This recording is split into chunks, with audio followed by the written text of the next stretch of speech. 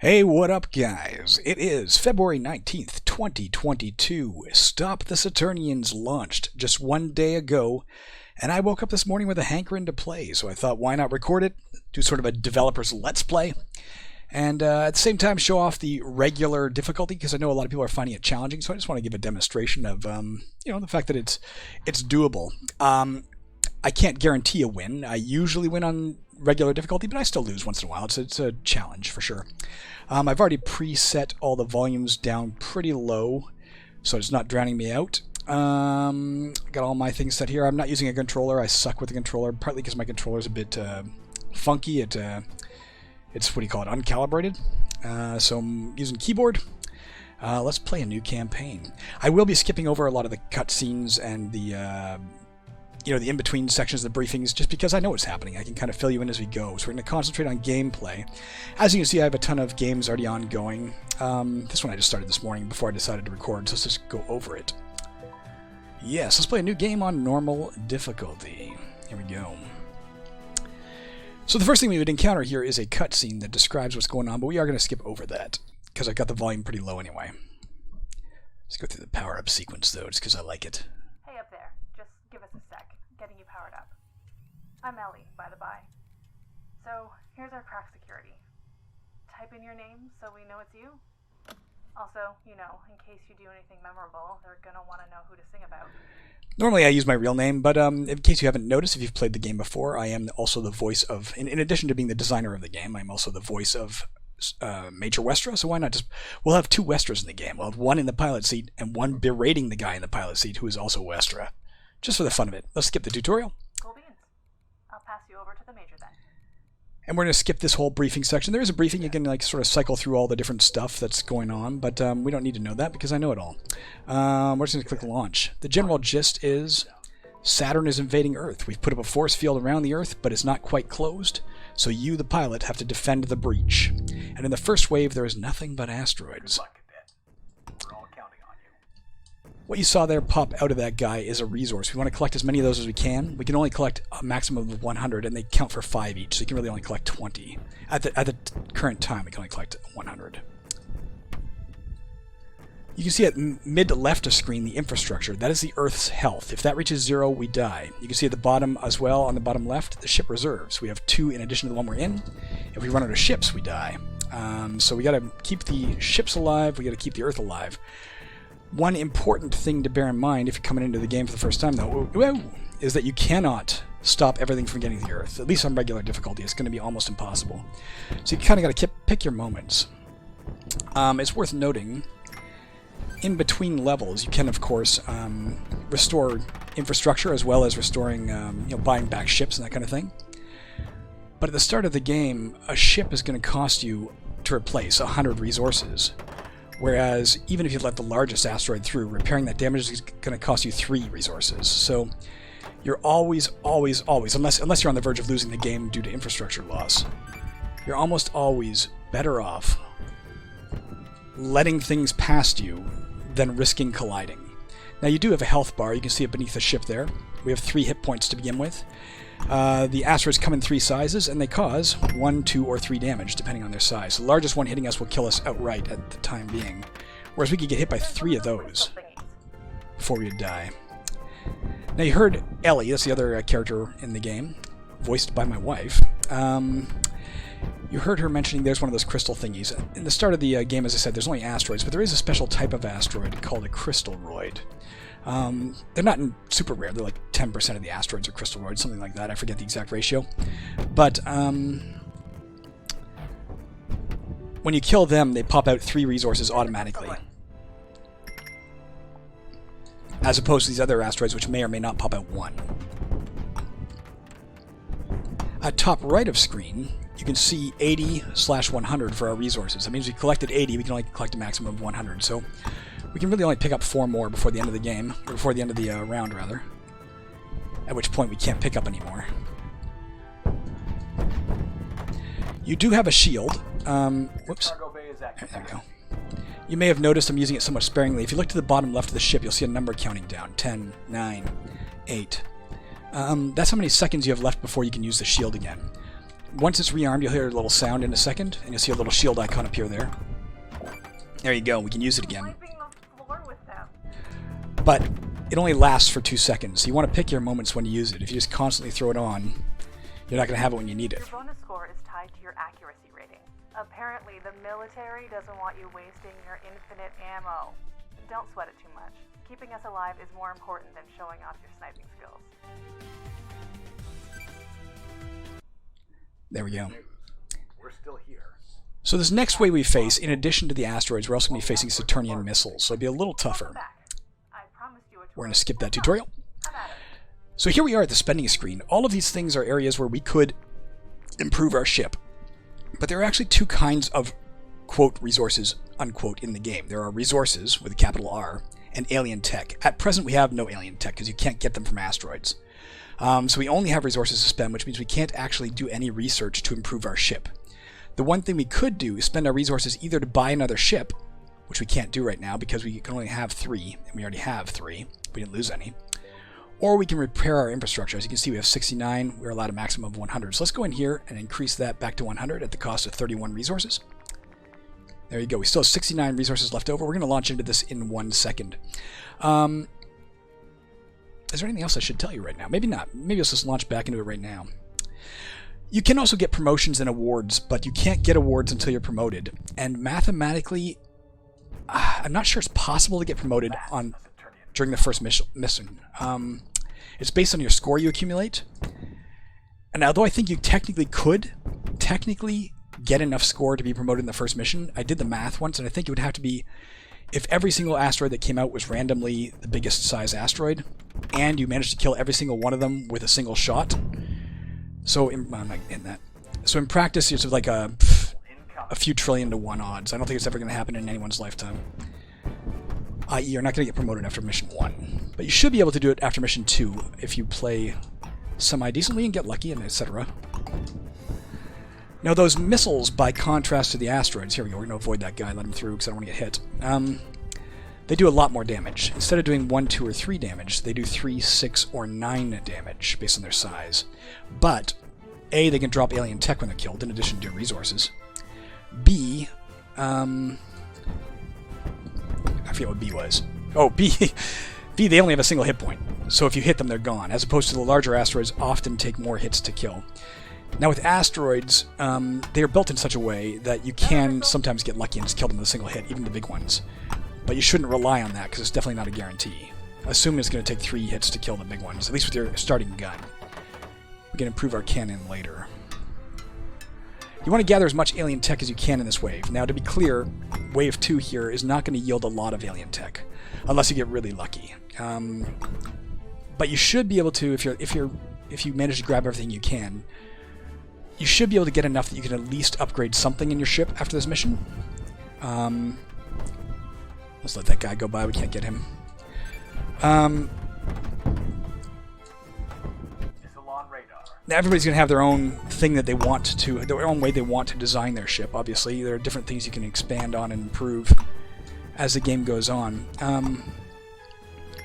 I have my own preferences that I've sort of fallen to over time. So my ideal, I like to have at least 30 alien tech at the end of this wave. That secures me enough that I can get what I want to get. You can see our resources are already full, so there's no reason to gather any more of those. But we'll gather as much alien tech as we can. We can still get another 75 of that. You can see that mid-right. I want 5 more if I can get it, which just means this one here. Here we go. Make sure your shield is available before you turn it on to try to ram something. I almost, on instinct, pressed... Well, I did press shield. Ah, fuck, I let everything through. Sorry, I swore.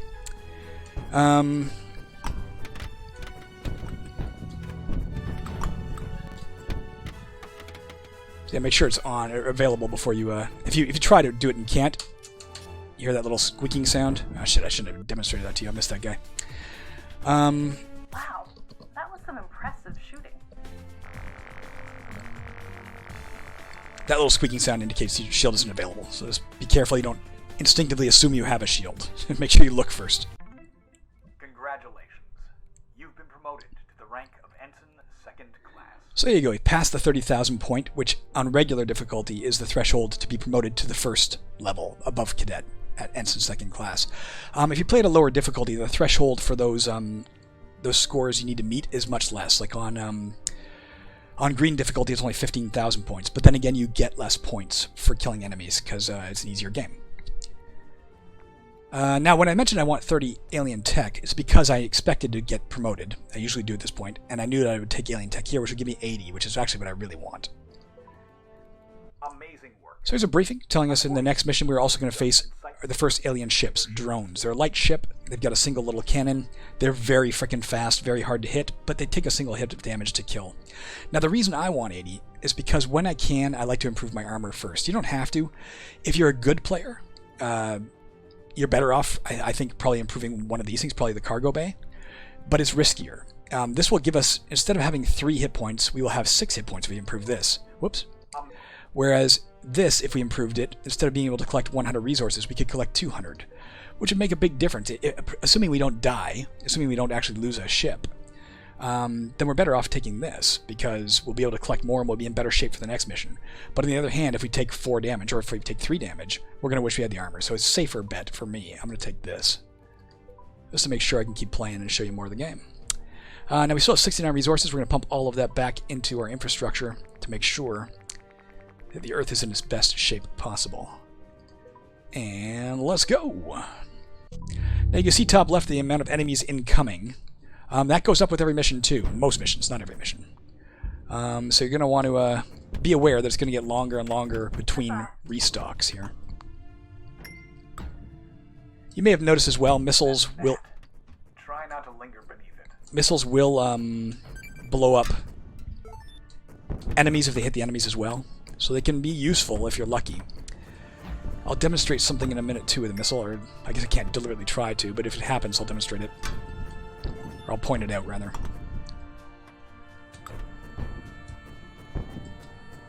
Again, don't let the asteroids hit you. It's not worth it. It's better off just getting out of the way and letting them hit the planet than it is letting them hit you. Unless you're really close to losing the game due to infrastructure loss. Then you might want to take it right to the face just to save the Earth.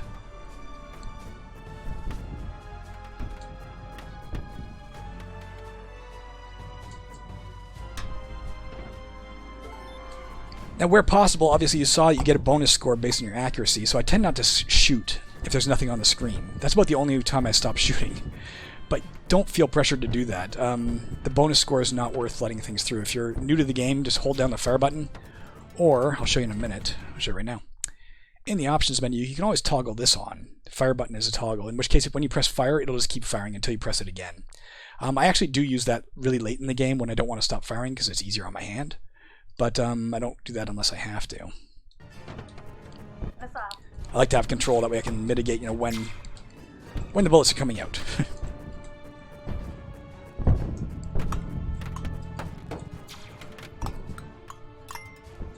Hey Kiri, my little cat just came up and nuzzled me. Now you want to be careful, the asteroids, and the missiles for that matter, or anything in the game, is subject to physics, i.e. when we kill these things, you'll see little bits and pieces flying off. If those bits and pieces hit an enemy, they're going to alter its trajectory. If you get a resource or a bit of discarded missile or whatever, or that gnat ramming into that asteroid, you see it can alter its trajectory. Now you see at left that guy spinning. That'll only happen if something has altered its trajectory. For instance, that one hit the wall and started bouncing, and that's why it ended up in a tailspin. But if a piece of discarded, broken, dead alien bit hits it, it'll also alter its trajectory. So you gotta watch out for that. Even that last, when I started mentioning this, one little missile was coming down towards the bottom of the screen, and I thought I had it, but a little piece of broken ship hit it and sent it off course. You're hurting them a lot more than they are you. So if I hadn't moved, I would have been hit. Well, I guess it's a win-lose, taking into account all parties. But we're the win, so yay. There you go. That guy just shot the other guy. Do it again.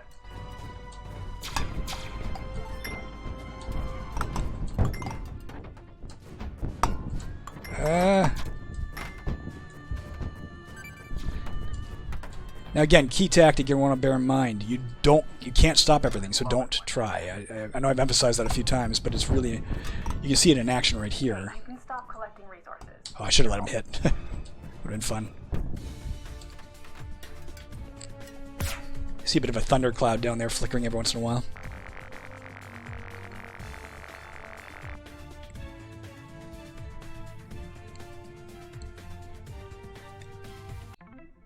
For dedicated service in defense of the Earth, you are hereby awarded the Bronze Terran Defender. So there you go, we got our first award. You can't get an award until you've gotten past being a cadet. Until you're at least an ensign second class, they don't even start keeping track of the things that can lead to awards. So we've gotten one now. We can choose, what is it, either 100 resources or 100 alien tech. I usually, my general strategy is look at which one's lower and take that. But sometimes not. If I know for sure I have a lot of ships I have to replace or something, I'll just pump it into resources or something. Or if I'm really setting up for something I know I need tech, I'll put it into that. But for now, we have less tech than we have resources. Let's take that. Great job dealing with those. So there's a new enemy in the next wave, not just the gnats. We also now have to face the wasps, which are light fighters. They have light armor, so they can take 2 damage. Our current tank cannon only does 1 damage, so we have to hit them twice to kill them. Unless they get shot by one of their own friends first, and then we shoot them or something, you know? Now you can see different symbols next to some of these buttons, just so it's clear what these are. That one's just reminding you, hey, you have infrastructure damage and you can repair the Earth by going to logistics, which we will do in a second. But this one is saying you have enough points to research. That means you have enough alien tech to research, and you have enough resources to then purchase the technology. This one, on the other hand, we have enough alien tech to affect the research, but we would not have enough resources to install it, so it would be kind of pointless to go do that right now. You can of course see that here as well. If we go here, it tells us it'll cost us 150 alien tech, check, but 150 resources we do not have. But still, this is just a shorthand that lets you know instantly, there's no point in going to X button. For now, we could improve our manufacturing. I'm not going to right now. We're going to put up our infrastructure for short. And I think I'm going to take the cargo bay, get a bigger cargo bay. So instead of collecting 100 resources, we're allowed to collect 200. It may not happen. If we collect less than 100, or if we collect exactly 100, then we wasted this purchase for now. It'll last for the rest of the game and all our ships. But still, it's a tactical bet that we'll probably get more than 100 resources from this point out. Let's find out. Let's launch. We're still confined to 100 alien tech. We'd have to improve our computer to get that up. With these guys, as you heard Westra himself mention, don't linger underneath them. There's no point in staying underneath them shooting straight up because they're just going to move. You want to kind of be to one side and sort of slide along in whatever direction they're moving in the hopes that they kind of move into your Try not to get stung. bullet. Unless they're coming straight down at you, then go ahead and blast them. That's an easy time to get them. Not going to get that. Another simple tactic you can use. Those are the wasps, by the way. As a general rule, if there's nothing on the screen you have to deal with, I would suggest kind of getting back towards the center of the screen. Just because it gives you the best chance of being able to respond to anything that shows up. If you're off to one side and something shows up on the opposite side, at least with your starting thrusters, which make you move pretty slow, you're not going to have time to get there to deal with it. These guys certainly mess up your accuracy rating. You're not going to get a high accuracy when there's a lot of gnats around because they're impossible to target directly. You're kind of just spraying up in their general area and staying away from being underneath them. Except for when they first enter. When they first enter, they're always coming straight down.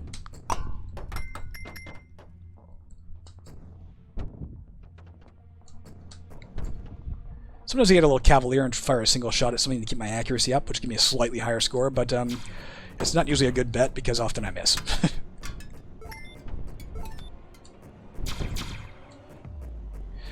Now, one of the other keys you're going to bear in mind, especially playing at regular or, God forbid, higher difficulty. I can't survive long higher than regular. I intend to beat it at veteran someday, but I doubt I'll ever beat it at elite.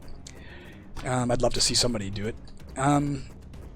But one thing you want to bear in mind, especially when aliens are getting lower to the bottom of the screen, it's not just a question of dodging their bullets. By the time they've shot, you may well be hit, if they're too close to you, certainly. So you want to be aware of where they're pointing and just don't be there in case they shoot. Take preemptive measures to get the hell out of the way, exactly as you would in real life. If somebody points a gun at you, you're going to duck. So if somebody points a ship at you with a couple of twin cannons in the front, move your ship so you don't get smacked in the face with plasma.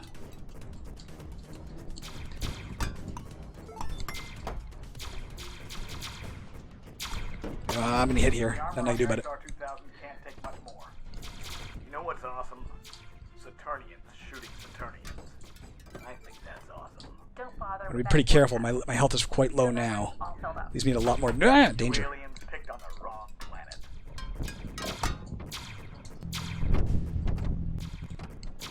Strategic use of your shield. It is a weapon. It will destroy anything it touches. Doesn't matter what you hit. Doesn't matter if it's the biggest, baddest enemy in the game. One hit with your shield will ultimately destroy it. So, will instantly destroy it, rather. I couldn't get over to that missile in time without risking myself underneath that gnat, so I just let it go by. You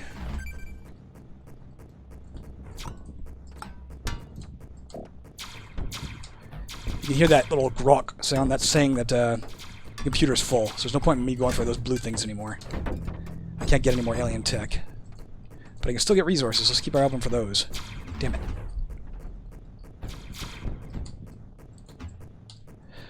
One other thing I should mention right now, because some people will find the game dark, especially it depends on your computer settings, obviously. If your computer is set to a dark monitor, that's going to make a difference. But there is a gamma slider right here. You can brighten the hell out of it if you want to. I prefer it... Now I'm going to have to put these all back. I prefer it at 0 personally, but if you're finding it dark at all, feel free to mess with that slider. You can also make it darker if for some reason you're finding it too bright. No point in doing that right now. That was a late addition. That was like 2 days before launch. A couple of people mentioned, hey, finding it pretty dark. Death by missile. And we don't have any missiles. So I added that in.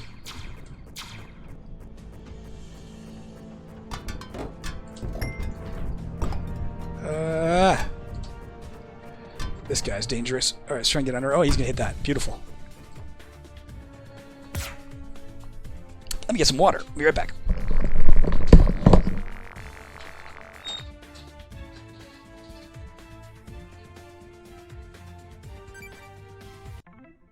For incredible efforts in protecting the citizens of Earth, you are hereby awarded the Silver Terran Defender. Alright. Yeah, we did even better than last time. Last time we stopped at least 85% of 50 or more incoming threats to our infrastructure. This time we stopped 90%. Now, to be clear, you can't get the Silver Terran Defender Award until you've already got the Bronze Terran Defender Award. You can only win one award per mission, and the military will decide which one to give you if you've earned one. But some of them have prerequisites. You know, you already have to have done X. I'll show you something about that in a second. Let's take resources, because we have less resources than alien tech. You've been promoted to the rank of ensign. And let's take alien tech this time. Our scientists and engineers have increased hangar space in our orbital. How you doing, Kiri? We can now have one more. Now, this will happen periodically, about every 5 levels. Maybe it is exactly every 5 levels. Allowing us up to 50 more infrastructure than was previously possible. Okay. So I'll tell you about this mission in a second. So as you can see, instead of having just 3 ships, we are now allowed to have 4, and that will continue to progress throughout the game. Eventually, if you make it far enough, you're allowed like 15 or 20. But you'd have to make it very, very, very far into the game. Likewise, our infrastructure is no longer confined to 100. We're allowed 150. That is because, obviously, the threats are going to continue to increase. We now have enough alien tech and resources to improve anything we want. Even the cargo bay we can put to the next level if we wanted to, but it'd probably be a bad idea right now because we likely won't collect 300 resources in a single mission right now. Later in the game, that'll become much more possible. So what are we going to spend our money on? I mean, honestly, the first thing is getting our logistics up, but or rather our infrastructure back. I'm always at a quandary now. It's like getting the cannon would be great, getting the coolant would be great, getting more armor obviously would be great. But one thing I think we're going to spend it on is this. Let's go into the logistics. Not only can we increase our infrastructure, but we can research how to be better at increasing our infrastructure. So right now it costs us 1 resource for every infrastructure we buy back. But if we research this for 200 alien tech, and we upgrade it for 100 resources, now we get 2 infrastructure back. So it costs us half price for the rest of the game for all infrastructure we buy. Getting that early, obviously, is better than getting it late. Now you can get it even higher. You can get it up to it costs you 25% as much. You know, you can get 4 infrastructure per resource at the highest level. We could buy another ship. We could improve our computer. That might not be a bad idea. We're going to be facing a lot of ships here, so we might get more than 100 alien tech. Even that last mission you saw, we have more than 100 coming in, so we'll probably do that. And I'll stay at 3 ships for now. I would love to get a 4th one, but I can't get everything at one time. One thing to point out, though, just like with the logistics that we just did, you can improve the manufacturing process as well, so that ships cost you less.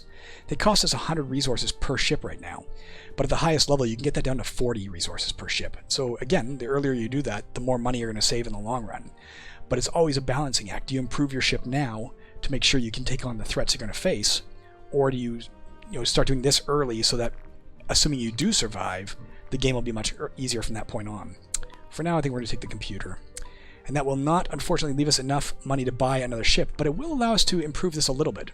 50 alien tech, 50 resources, and from now on, ships will only cost us 80 resources for the rest of the game. So we didn't get a ship there, but they'll cost us less in the future. Let's dive in here.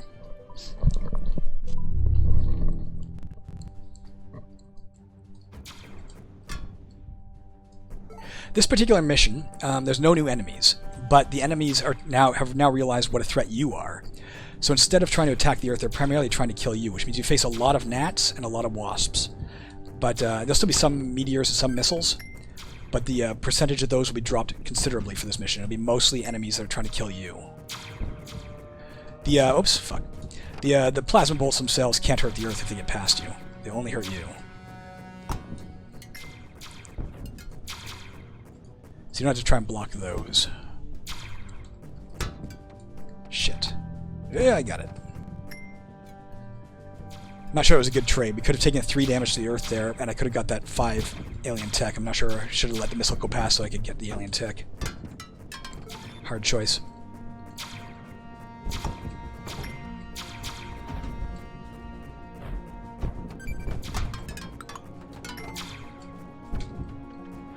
The force fields at left and right are perfect bounce material, i.e., if you were a physics major, the kinetic energy going in is reflected perfectly. So if an asteroid hits it, it's going to bounce at a perfect angle of reflection. The angle of incidence equals the angle of reflection.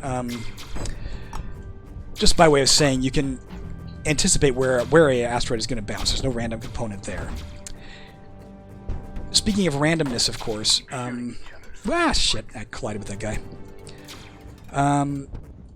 I am a huge proponent of procedural generation in games, so what aliens you face and that kind of thing, while the missions themselves don't change from game to game,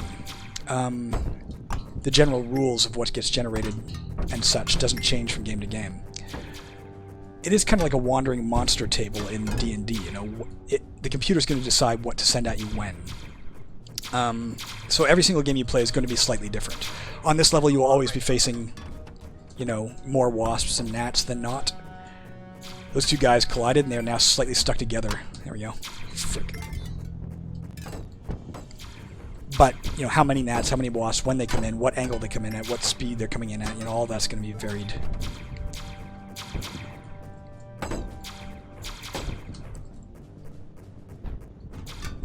Shit, let it pass. Let it pass. Haha.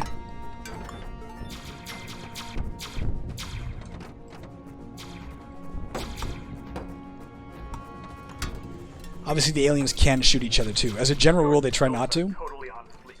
There is like AI to check and see is anything in front of me when it goes to fly or fire. But if there's nothing in front of it, it may fire, and then something may fly in front of it, at which point it's just going to get blasted. You get points either way. Whether you kill them or the aliens kill them, it doesn't matter. If they die, you get points. So, aliens hitting enemies is a good thing. There you go. Wester has it on the nose there. They're not very good combatants. They just have the numbers and the tech. Whoa! Ah! That was a bad position to be in. I had nowhere I could go. If that wasp had fired, it would have killed me when I was up against the force field there. Thankfully, it didn't. At least not right away. I'll probably lose a ship on this mission. Well, maybe not. We're getting pretty close to the end. I'm going to try and concentrate on just not dying.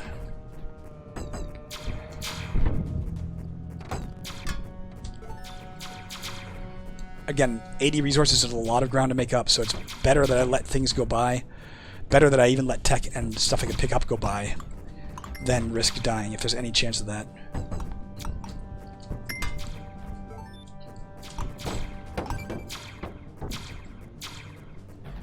We're almost done the wave. If we can just hold out a little longer. We have so little health left, I don't want to risk anything hitting me. Let that go by.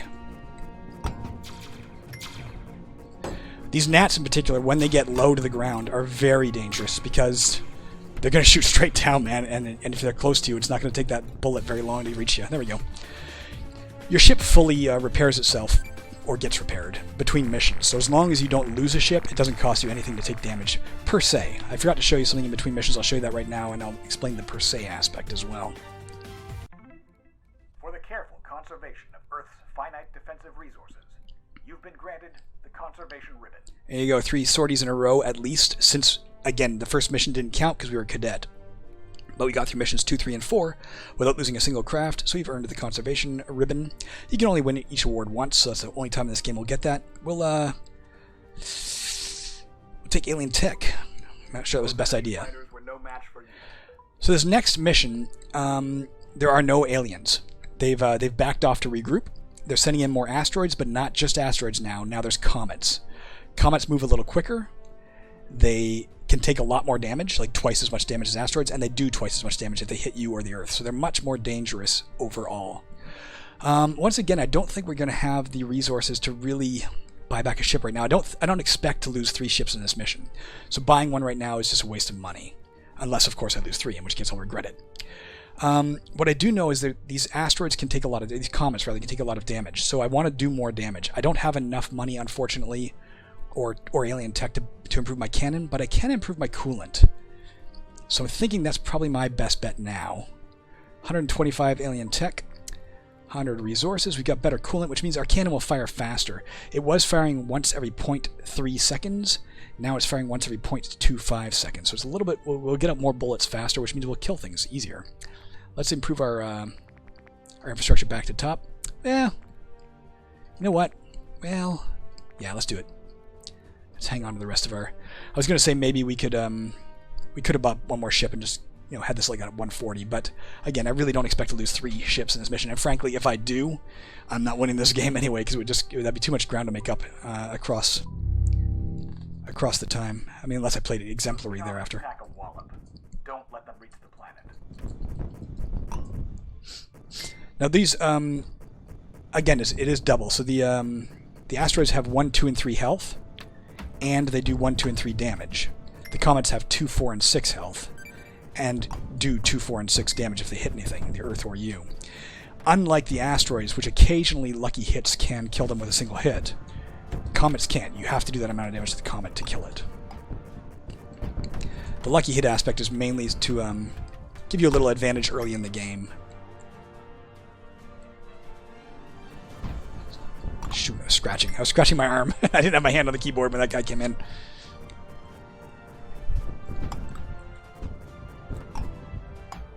Maybe pause the game if you're going to scratch. I say as I scratch.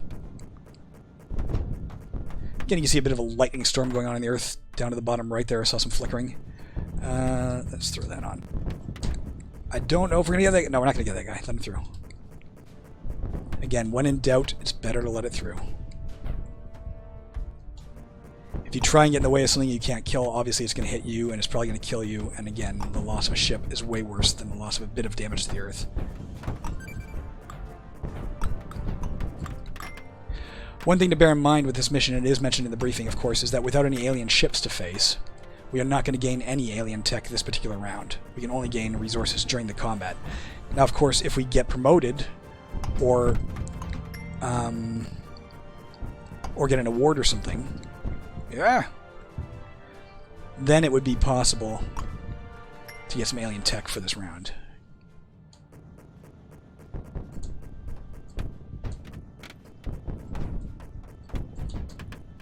Nope, not going to happen.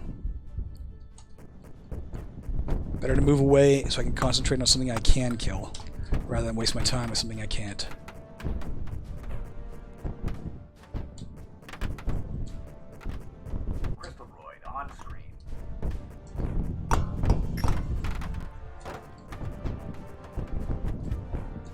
That was too close. I was like, if I get a lucky shot, I'll kill it, but I didn't. Lucky shot is not like a random number or something. The colliders on the asteroids are built such that if you land a bullet in exactly the right spot, you'll hit all the colliders at once and actually cause more than 1 point of damage with your current ship or your current cannon. But it's not something you can casually aim for. I've been playing the game for a year, and I still can't, like, say I'm going to target that point. I don't quite know where that point is, to be honest with you. Just get lucky and hit it once in a while. Okay, we're good. Letting that big one through. Not getting in the way of it.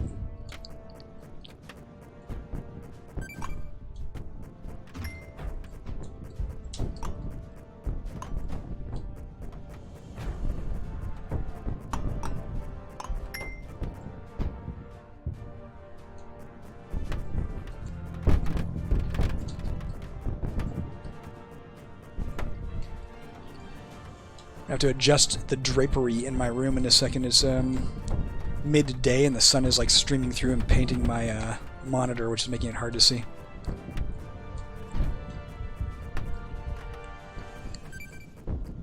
I don't know. There you go. I heard the shield come back, so it made the decision for me.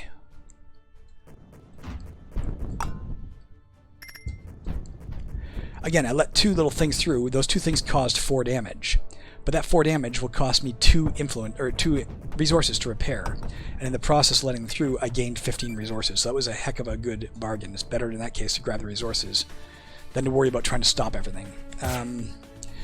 So a lot of the game is about that. It's sort of judging what is your best course of action right now, prioritizing targets, prioritizing action, and doing it spur of the moment, of course, which is something that only comes with practice. So if you're just starting out, don't feel bad if you can't instantly do it. You are hereby awarded the Bronze Craft Medal. There we go. We took 2 or less damage in this sortie. I don't think we took any. I don't remember. Doesn't matter, though. 2 or less. It's the first of the craft medals we can get. We're going to take Alien Tech. Congratulations. You've been promoted to the rank of Second Lieutenant. And here we go. We have less resources than tech, so in this case, I'm just going to take resources. I don't have a specific plan of action at this point, so when in doubt, I take the lower.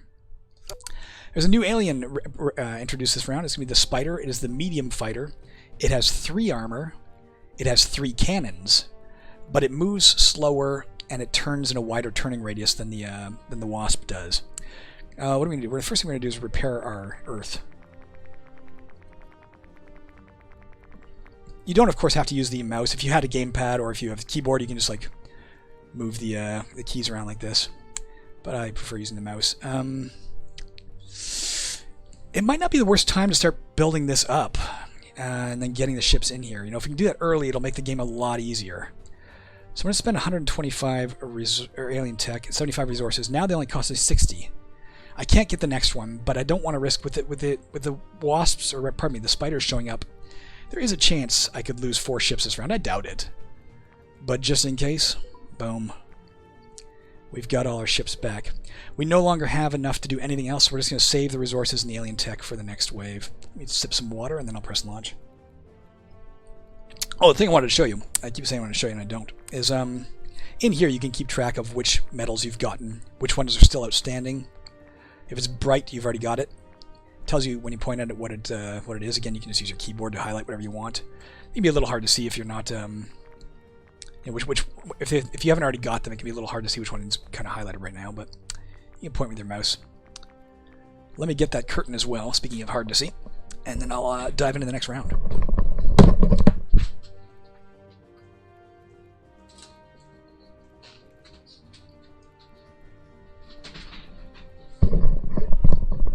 My faithful cat, Kiri, remains at my side right here.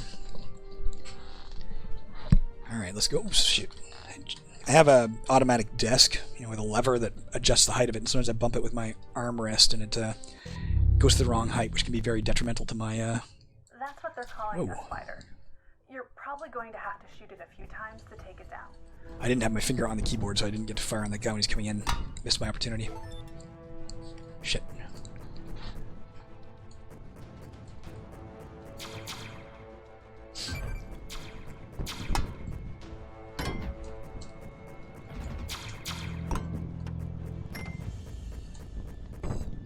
Nope.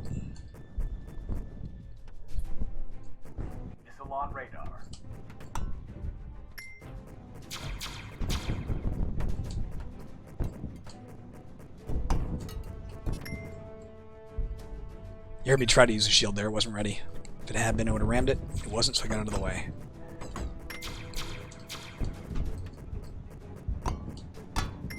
Hi, Kiri. She's nuzzling my arm. She wants less asteroids and more cat pets. I'm not getting the big one. It's not going to happen.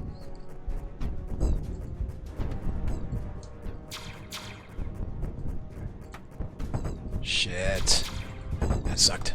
Oh, look at that turn of luck. So I have a big one through, damn it. Colliding with the wasps, I think, only causes 1 damage. Colliding with different things causes different amounts of damage. I don't always remember how much damage is caused by each thing. As a general rule, the tougher the enemy, the more damage you're going to take when you get hit. One exception is the transports. I think you can hit them and only take 1 damage, I think. When you see them come in later, oh, fuck.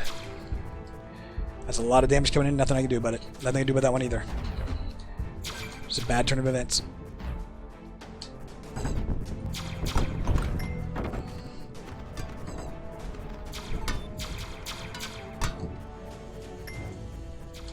But as you can see, it's certainly not the end of the game.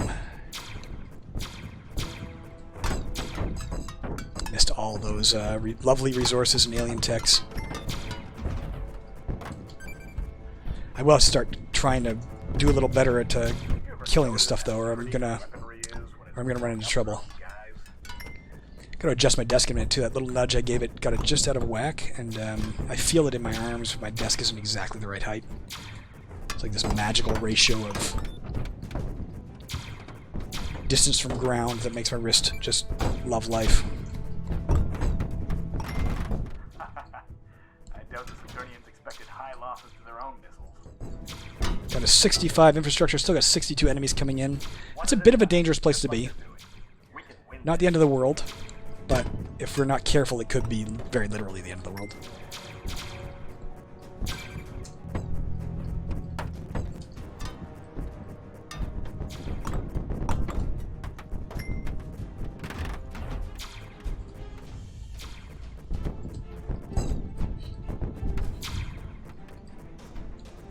Watch out for your own team's missiles. Ah, shit. Didn't have a shield. Can't get it. Oh, maybe I could have if I'd have gotten over there in time with the shield. You see we're at 53 infrastructure. Well, we've made up a lot of ground in terms of enemies coming in, so... Fuck. John, you're not, yeah? Things are starting to look kind of grim down here. I know, Ellie. Let's try and do a little better at killing these things. Not happening.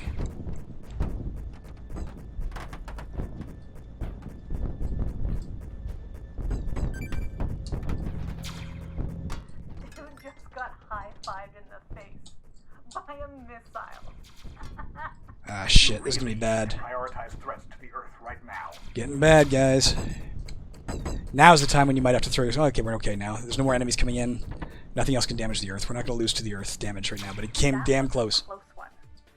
No more of those, okay? Agreed, Ellie.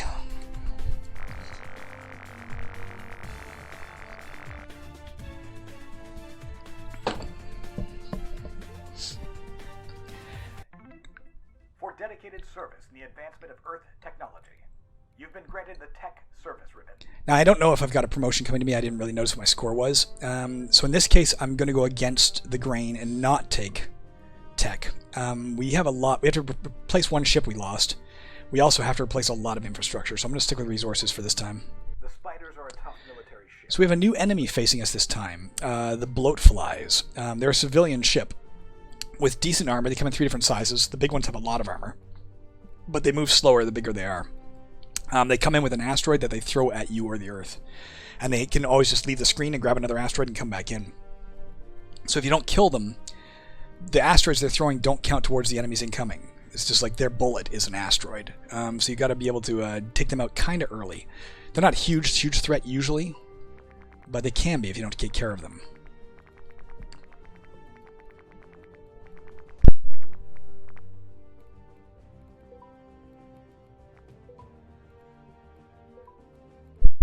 Alright, we still have enough left over, we could get something else, but to be honest, I still don't think this is the right time to get a cargo bay or a computer. I doubt we're going to get 300 of either of these in a given mission at this point. It could happen, but I'd rather save these towards, say, the purchase of a cannon, which I want to get a better cannon sooner rather than later, or better armor, or something rather than that. So I think we're just going to save the rest of what we got and go for it.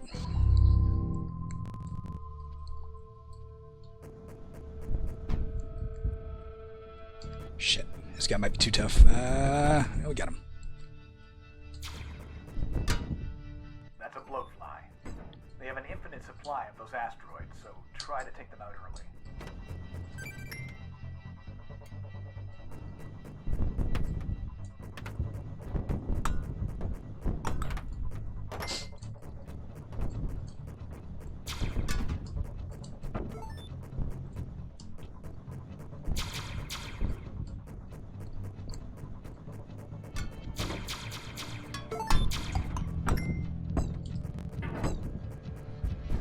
You also don't get any if you kill the asteroid the bloat fly throws. Those don't count towards any points, and they will never. The asteroids that the bloat flies throw will never yield resources. That's to make sure you can't abuse it and just be like, I'm gonna let him live so I can keep blasting his asteroids for points and resources. Anything later on when you have enemies that launch missiles and that kind of stuff, anything fired by an enemy will never give you points for killing it. Killing the bloat fly does, of course, but not the asteroid it shoots. Nor will they ever result in dropping of resources or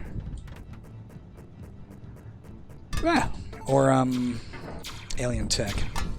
That said, they will of course damage the Earth. That missile. Miss that. There's a joke in there somewhere. So you're still better off shooting them if you can. I probably should have gone for that missile. It was a better move because I'm not going to be able to kill that asteroid or comet. I don't care who scores the hit. I just like watching them slow. It was a mistaken judgment, but whatever. Suck it up and move on.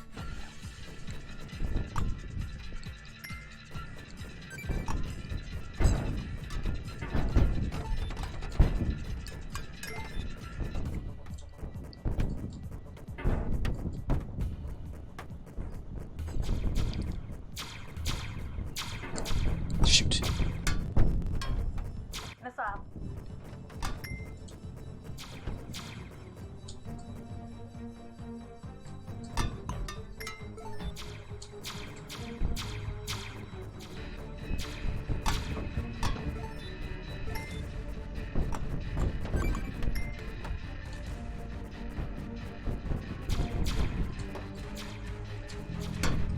That was a mistake. Should have got over there to get that missile.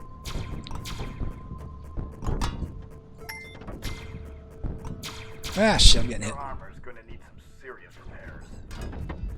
Probably going to lose at least one ship this mission, but we'll see. Patricia, keep doing what you're doing. It's not as big a deal to lose a ship now, A, because we have more, and B, because they cost less to replace. That missile had the right of way, you idiot.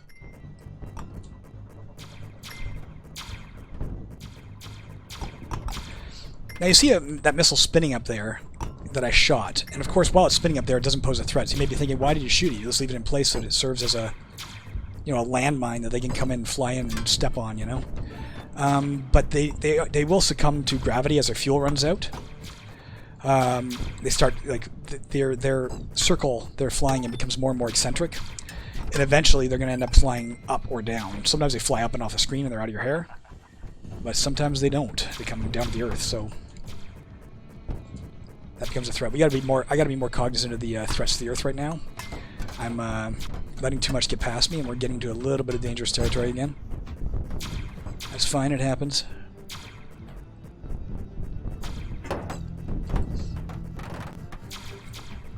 As long as I deal with it, it's fine. Ah, fuck. Just get back on that horse and ride it into space. My apologies to any more sensitive ears. I do swear a lot in any of my streams or any of my recordings. I spent 4 years in the army and it just kind of stuck. That's a native part of syntax is swearing. Missile incoming. Things Shit. are starting to look kind of grim down here.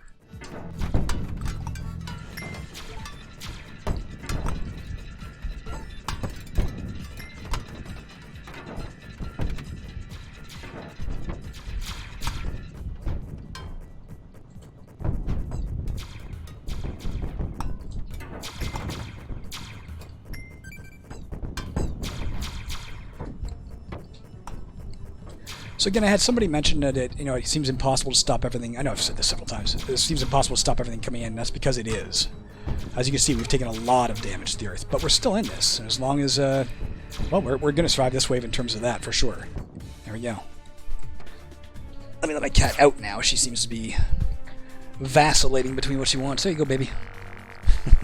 As she darts from the room.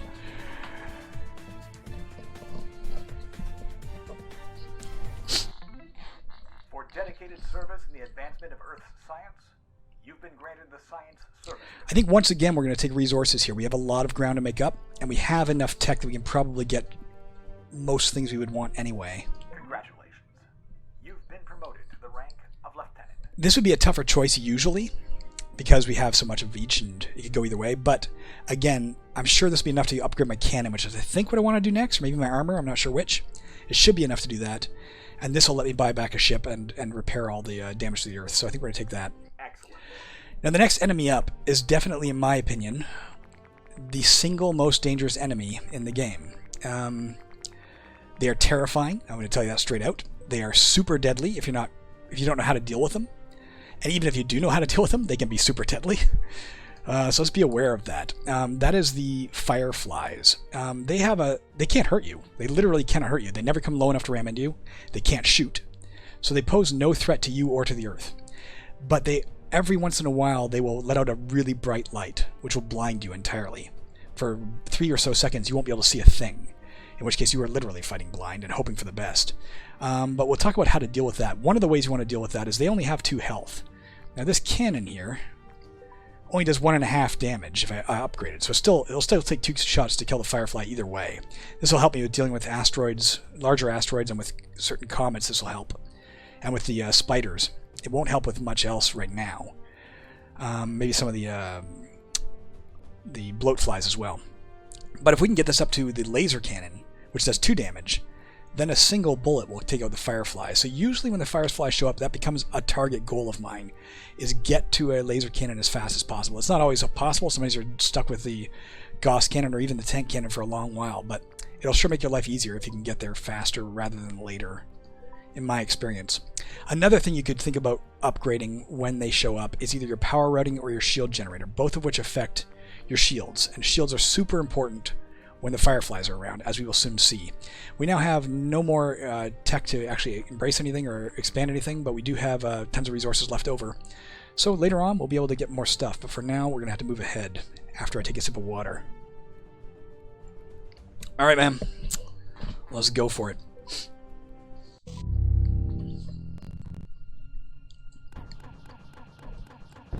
See, the cannon, the Gauss cannon has a slightly different sound effect, and it does, as you see, 1.5 damage. It'll help us take out those comets a lot easier. These guys as well, it'll still take 2 shots to kill, though, because they have 2 health. And this thing does 1.5 damage.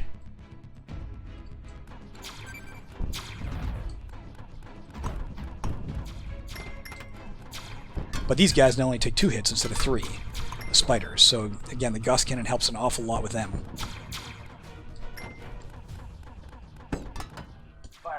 Shit. Oh, you're going to see it in action. There you go. Now, in the absence of the ability to take it out quickly, there are several techniques I find are best defense. Damn, that is a nasty effect. Don't let them do that again. Number 1, keep firing. You don't know what's above you, but keep firing. There's not going to be any friendlies up there, so just keep shooting, and hopefully you'll take something out, as we did. Apparently we were blinded. Number 2, it often helps, unless you know for sure something is coming in at a given angle or a given direction or something, it often helps to get over towards the side of the screen, because you're less likely to be shot there. I saw that missile coming in. Maybe I could have gone over and tried to get it when blind, but I was afraid of ramming into it. But the third thing you can do is try and save your shields. Once the Fireflies show up, if you don't have enough cannon power to take them out with 1 shot, try and save your shields, if you can, for when they're around. Because when they fire off their blinding weapon, if you can throw on your shields, well, you at least bought yourself a little bit of time, in which case you're not in any danger, you know? So although I could have put my shield on there and stopped that asteroid, I'd rather save it in case another Firefly comes in. And if you can get your shield generator up, your shield will actually last longer than the entirety of the blinding effect of the Firefly, so it makes a big difference. Missile incoming. Sorry about that. Shoot.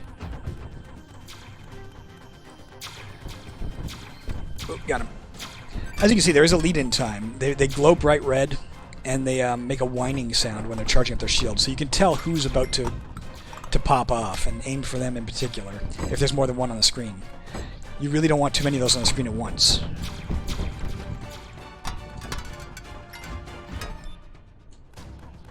Or you're going to find yourself in a lot of danger.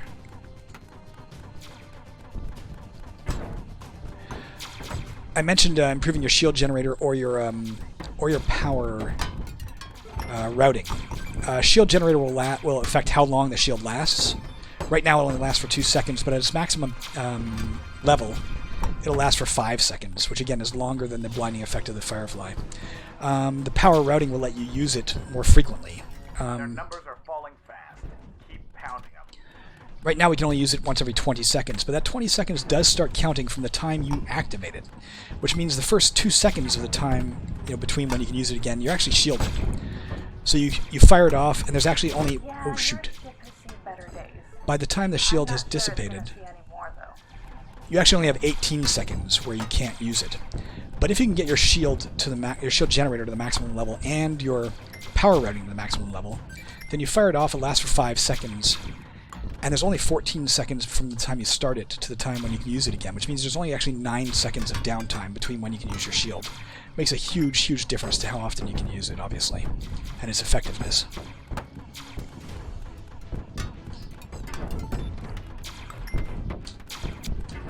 I mentioned, of course, that when your shield is on, you'll kill anything you touch, but to be clear as well... Shoot, I shouldn't have used the shield there. To be clear as well,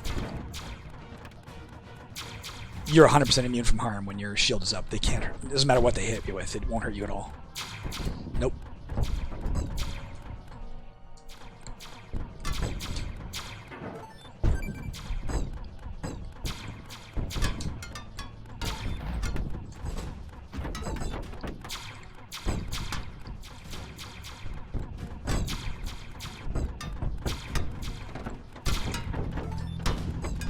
Yeah, that was really close. I was like, that was really risky to go for that meteor with my shield. I wasn't sure if it would be around. We have more. Wasn't sure if the shield would still be around when by the time I hit it. Something else to bear in mind, when you come back in, when you die and you respawn, your shield is instantly activated, whether you like it or not. It's an automatic process to make sure you don't die on respawn. So that's a good time if you know something's coming. When you've died, you see something's coming in towards you. Make sure when you come back in, you ram into it right away.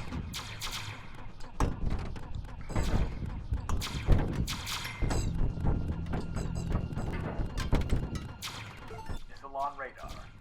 Haha. They saw that missile hit that big guy, but it didn't do enough damage to kill it. Cause I think the biggest of the Bloat Flies has 6 armor, and the littlest missile only does 3 damage. So it hurt it, but it didn't kill it.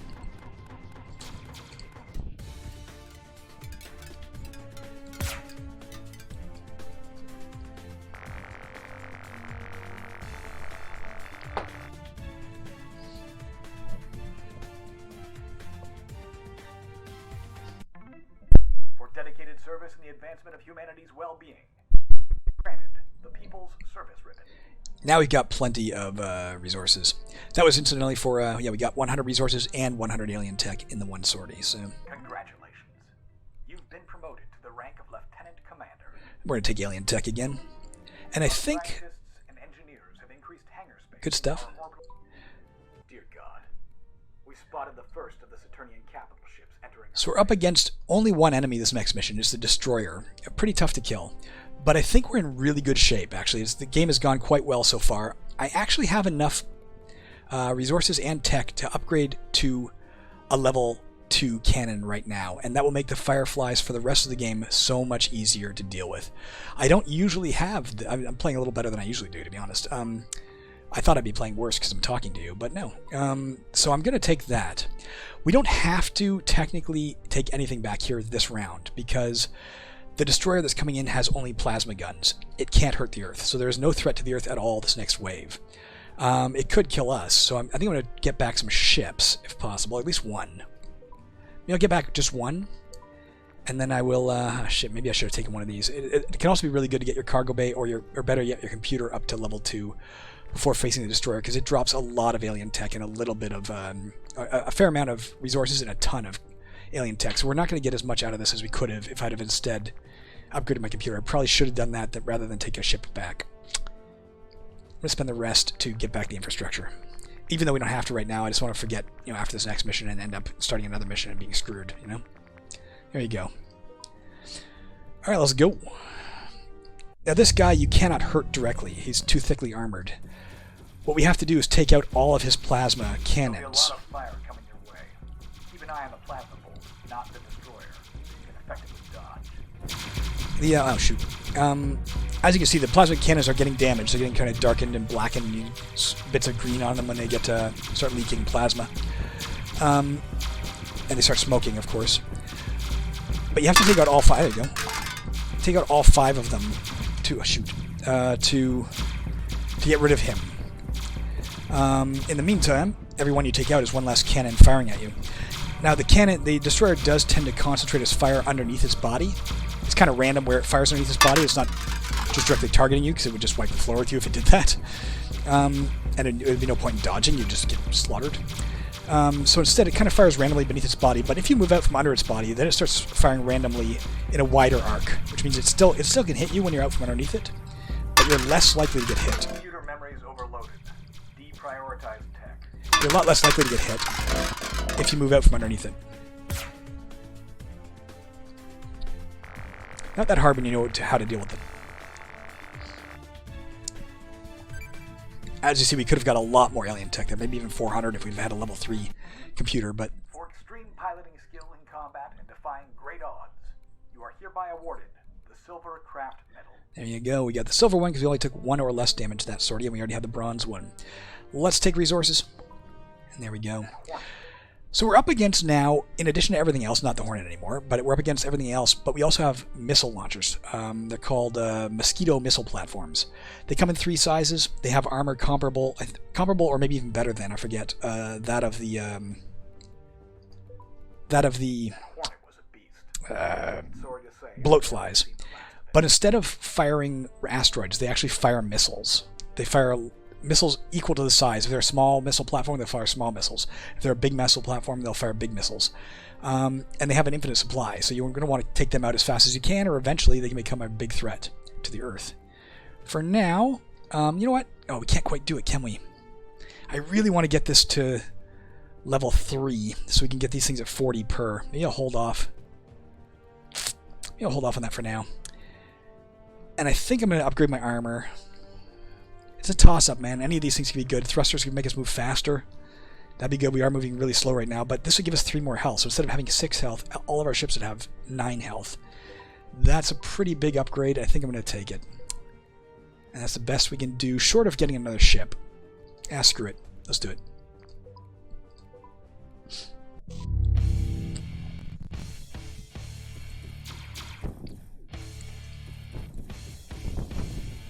Don't forget we're doing 2 damage with our shells now, the laser bolts. Which means it only takes 3 hits to take out one of those largest comets.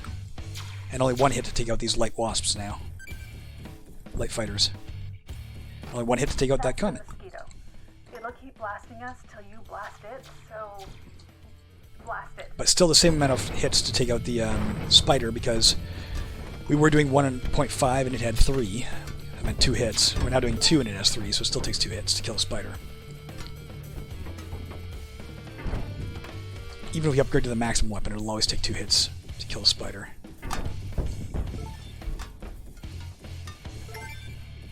Although if we upgrade our coolant, we could fire faster and put more hits on it faster.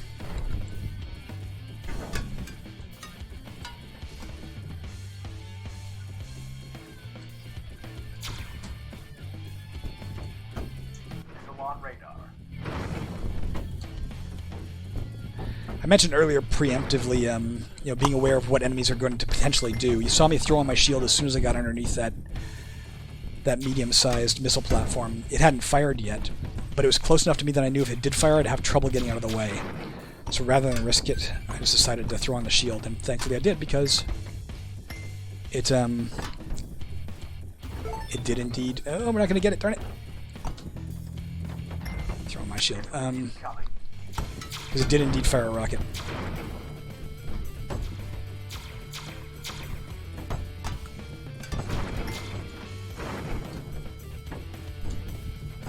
Ah! Blue on blue. Or green on blue, I guess.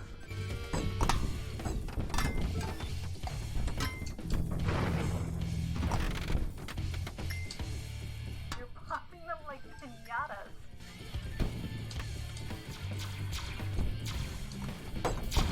Didn't have a shield there, so just get over to the side and hug it.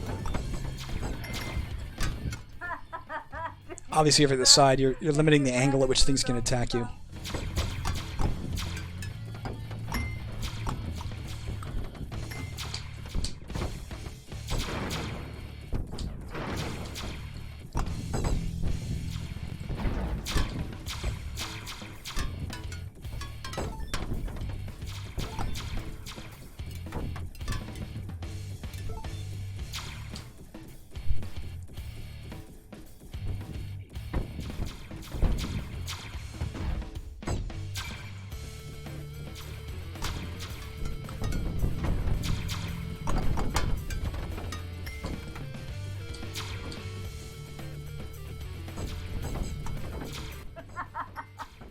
Unfriendly fire, more like, am I right? Shoot. Permission to blow up not granted.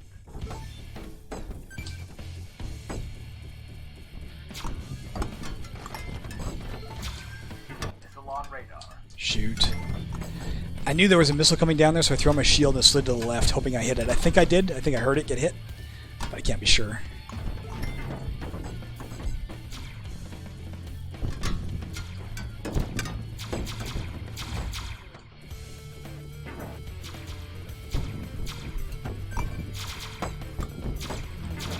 Oops. You're doing an exceptional job. I hesitated there. I think I missed that comment, unfortunately.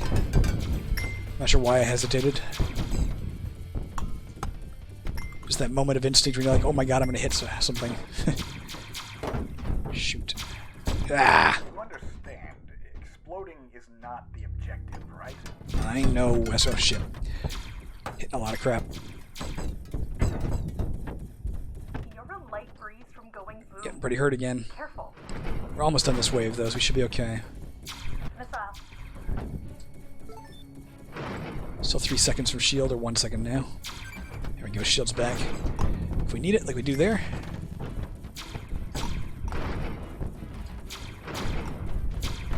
Shoot. You had your seatbelt on, right? Darn it.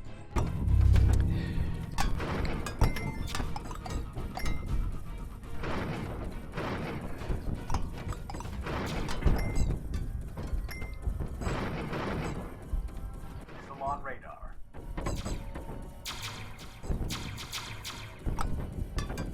Your cargo bay is at capacity.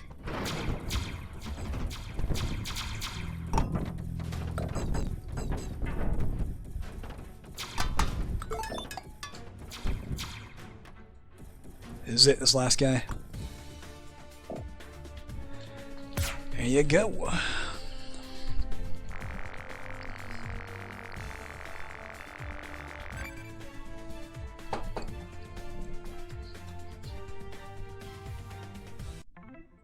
For surviving to fight another day in the face of clear and certain death, you've been granted the Flaming Heart Medal. There you go. So there is an upside to losing 2 ships, at least when you do it once in one battle, and that's this. But you'll never get it again, so try not to do that very often. And it's certainly not, as a general rule, it's not worth it. You don't want to try and lose ships. I'm going to take resources because we lost those ships. Congratulations. Although, You've been promoted to the rank of commander. maybe I'll take resources one more time. We'll have plenty to get back stuff. Yeah, no, I do want to upgrade that. I'll take tech. Good job. So the new enemy we're facing now is the Heavy Fighter. The Death's Head Heavy Fighter. It's kind of like the Medium Fighter. It's the last of their fighter types. But it can take 3 damage. No, 3 damage? What can the Medium Fighter? Medium can take 3. It can take 4 damage, I think? It can take 4 damage. Which still means with our laser cannon, I think we'll kill it with 2 hits. but it has 4 laser cannons on it, or plasma cannons, so it is very, very deadly if you get in front of it. It does move quite slowly, though, especially on the easy difficulties. It moves preposterously slowly, and it turns very, very slowly, so you can usually stay out of its way. I find it less dangerous than the wasps or even or the spiders, frankly.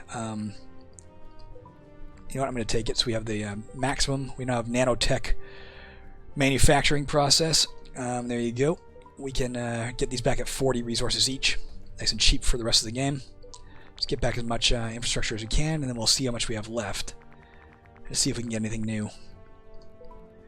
I think I'm going to take thrusters. I'm tired of moving this slow. Let's get our ship moving a little faster here. So instead of the jet fuel or whatever it was, liquid fuel, we now have a Hall effect thruster. Let us move a little faster. There you go, let's go. There's a toss-up for me between that and the shields, I'm not sure, man.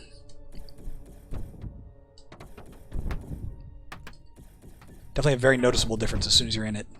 You can feel it just gliding along. And of course we can get it going a lot faster yet if we improve the thrusters further. Make sure you're not in front of it when it fires.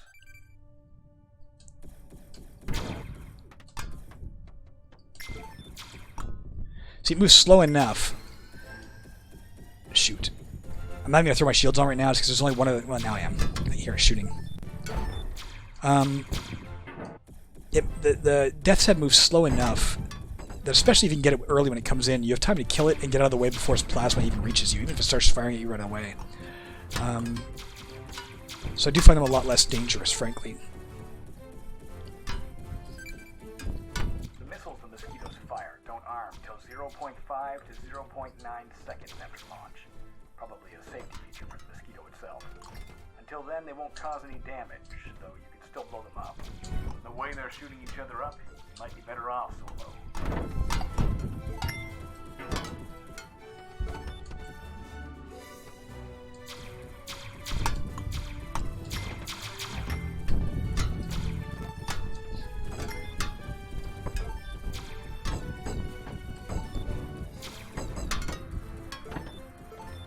Whoa!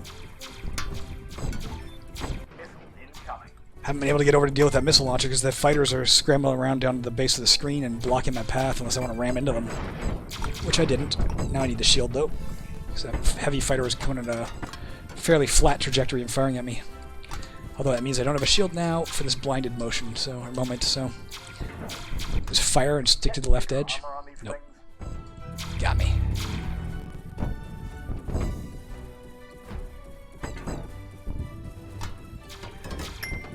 You saw that comet get knocked aside by the light fighter. If they go too high off the screen, they don't come back. They're just gone. They count. You won't get points for killing them, but they do count as an enemy gone, you know? Oh, that was close. We killed him exactly as his light went off. As you can see, as the blinding effect is wearing off, the top of the screen clears first, so you can start making some decisions about where to position yourself. You can sort of start seeing the enemies to know who to fire at and where to dodge, unless they're really low on the screen.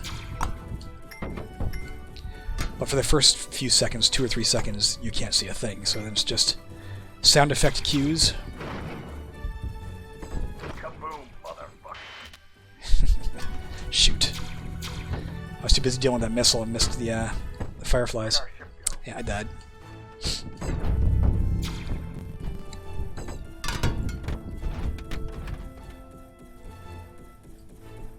There we go.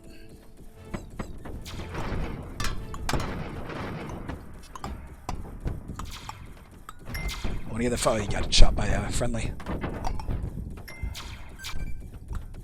Missile. Obviously, it's going to depend on the situation, but as a general rule, I find fireflies are your absolute prime. If they show up, you want to get them fast, because that blinding effect is just a nightmare to deal with. Unless you have tons of shield going, you know? Like if your shield's lasting a long time and it comes back fast, then they're not so dangerous.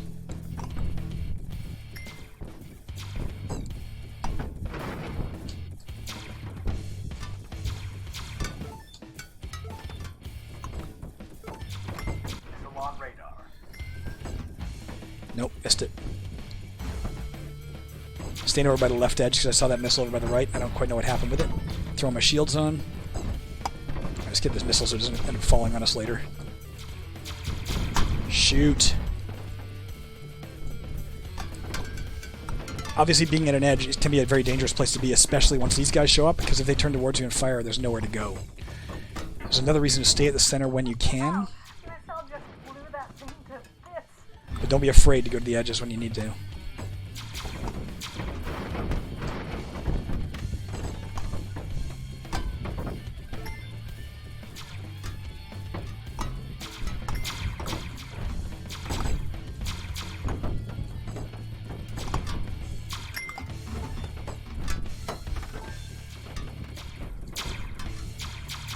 Don't bother with any more tech. Computer memory's all filled up. You think the missile might be on our team? There we go. Not too bad. I usually end up losing a few ships from now on, almost every level. But we've got the cost of replacing them so low that it's not that big a deal anymore.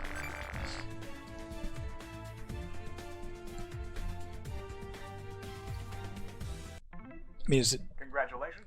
still try not to die. To the rank of captain. As an aside, may I just say that no one in the history of this program has risen through the ranks quite as quickly as you have. It's impressive. So this is about the point where Major Westra starts taking note of how fast you're getting promoted. It has no game consequences, but your relationship with Westra does take a bit of a hit soon, as you become so damn celebrated and you raise through the ranks even higher than your commanding officer.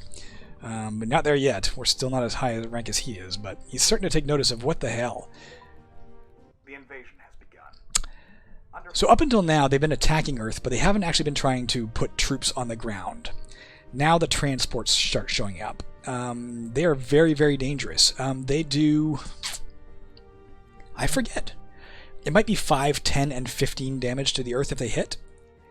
And they also have a turret on top of them that they can fire at you with.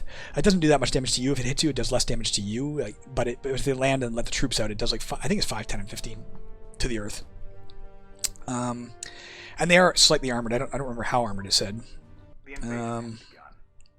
Under fighter cover, the first transports should appear in our skies. But as heavily armored as a corresponding missile platform. So I think that's 2, 4, and 6 armor. It could be 3, 6, and 9. I forget. We definitely want all our infrastructure back. From here on out, once the transports show up, your Earth is under threat. Serious threat. So get that back. We can also casually afford to get that back. And we have tons of stuff left over. So what are we going to improve now? I would love to start working on the shields, man. But we're definitely getting to a point where this stuff, like, we're running out of space every mission. So it's a toss-up. This could really help us, especially if fireflies fire off. But then again, taking this could help us get more stuff faster. So I think I'm going to go with cargo bay for now. If you note here, it mentions bright side, destroying these will yield considerable resources. They often drop a lot of resources when you kill them, so getting the cargo bay up now is definitely something that's worth considering. We can also afford to get the computer up? No, we can't. Just the cargo bay. Alright. So we're allowed 300 resources now and 200 alien tech.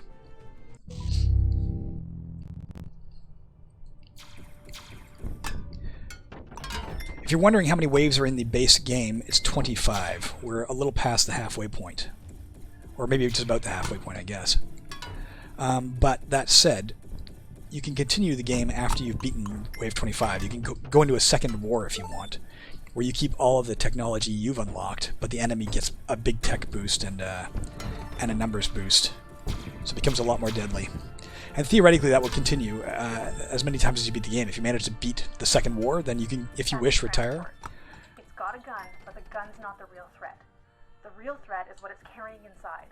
And I don't want to meet those guys. So yeah, again, you could continue into a second or a third war after you beat the second war, or you can retire. If you beat the third war, you can continue into a fourth. I have never managed on regular difficulty to beat the second war, and because I don't tend to play on lower difficulties, I've never actually beaten the second war, period. I have playtesters who have, so I know it works, who've gotten to the third war. But personally, I've never gone to a third war because I've never gotten to past wave 50, which is what it would take to get to a third war. I've gotten close. I think I've gotten to like wave 47 on regular difficulty. I think it's about the highest I've ever gotten. Definitely gets very, very, very challenging by that point. Yeah, Saturnians alien plasma Saturnian freak. Not happening.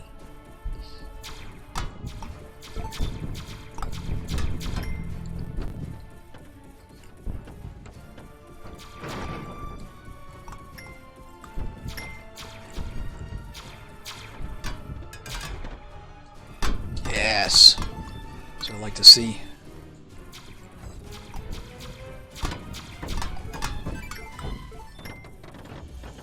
As you can see, the resources and the tech is starting to drop pretty fast and furious now. So definitely having a good computer and cargo bay can be helpful by this point in the game.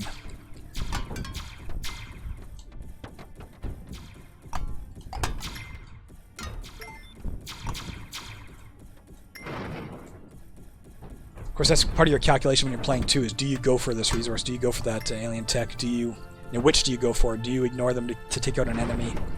It's a lot of juggling. It's not like a simple shooter where it's just kill everything that's in front of you. You got to make calculated decisions. I don't know if you noticed as well there that tiny missile came right down the side of the screen by the force field. The only things capable of doing that are the smallest missiles, the smallest asteroids, and the smallest comets can sometimes come right down the side. It's very rare, you'll see it happen, but it does happen. But because of the shape of your ship, you can't get the cannon over close enough to shoot them. The only way you can deal with them is throw on your shield and then ram them, if you want to take them out safely, or just ram them directly if you just want to take them out and hope you survive. Or, of course, let them go past. And again, even the small missiles only do 3 damage, which would cost us 1.5 resources to fix. It's not that big a deal. When in doubt, just let things by you, man. That little guy I'm not going for.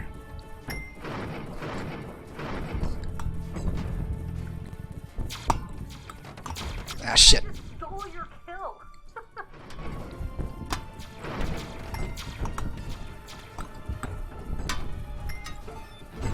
Ah, I shouldn't have gone for that. That was a mistake. Hurt when that happens. It hurts my pride.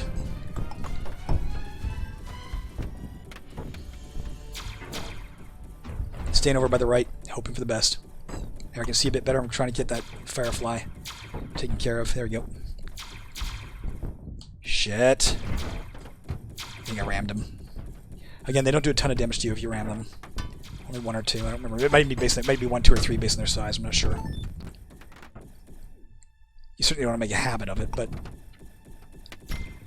it might be worth stopping the damage hitting the Earth, because they do a lot.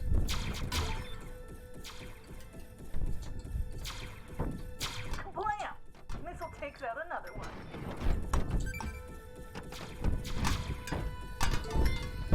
Shoot. No, I got him. Just got lucky and got him.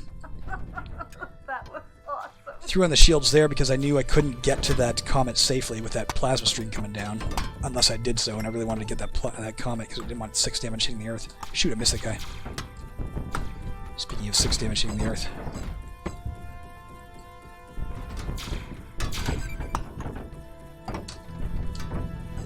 Missile incoming.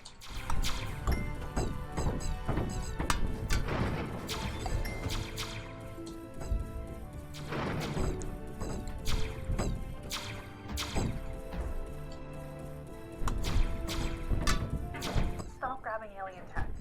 Shoot. Computer can't handle anymore. Alright, so we're done with alien tech. We still get some more resources. So only the white gems do we want to grab, not the blue rectangles. Transport. Shoot. Getting over to the left. I saw a comet on the right I don't want to hit. I see somebody shooting to the left, so I'm moving to the right now. See that guy? I don't know if I could get him without throwing on my shield.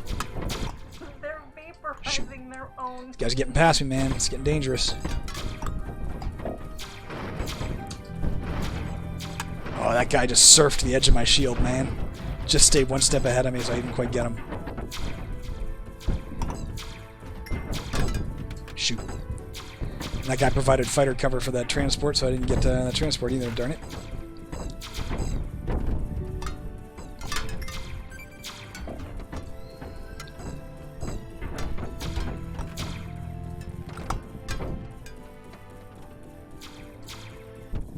There we go. Wave 13 cleared. We're getting there. This next wave is, in my opinion, one of the hardest. It's one of the most deadly, one of the most dangerous. Hardest is the wrong word, but definitely one of the most dangerous. If you're going to lose, this is often where it's going to happen. Been promoted to the rank of major. Like me. Don't let it go to your head. He's starting to get a little miffed that you've been in the pilot seat for like 2 weeks and he's been working for a long time and you've managed to catch up and ranked him. But then again, you're saving the damn planet. So this next level is it's the same thing we faced last time, but now there's a lot more transports. The last one was an expeditionary force, now they're concentrating on trying to invade the planet. With that many transports coming at us, man, there is a serious danger of losing the Earth. I would love to. Should I? I don't think I'm going to. What else could I get? Coolant might help us a lot here because we could take out those transports before they hit the Earth. Then again, either of these could also help because we can throw in our shields and ram those transports as they're getting closer. 151. I think we're going to do that. We're going to go to level 1 shield and level 1 power routing. Still have enough left over to repair our planet and get back our ships. Ship, I guess. And that's unfortunately all we can do. You can see we have enough tech left over to research other stuff, but not to purchase it. There's no point in researching something and not purchasing it. You're better off saving in case you change your mind next level, right? You don't get any gain from just researching. So what we got here is our shield will last for 3 seconds when we operate it now instead of 2. And we can fire it every 18 seconds. But of course, because when you fire it, it starts counting down. We fire it, it lasts for 3 seconds. Then by the time it's clear, we have 15 seconds where we can't use it. Then we can get it again. Good luck to us, man. This is a dangerous, dangerous level. Oh, and it starts off with an attack by the Hornet again. Well, you beat one before. You can do it again.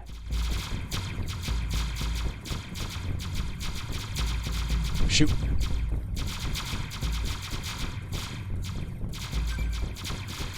Maybe we should have increased our computer size because we could have really could have benefited from the tech this guy's going to drop, not to mention the entire rest of the wave, but whatever, we made our choice. Watch out for incoming fire. Let's try not to die here.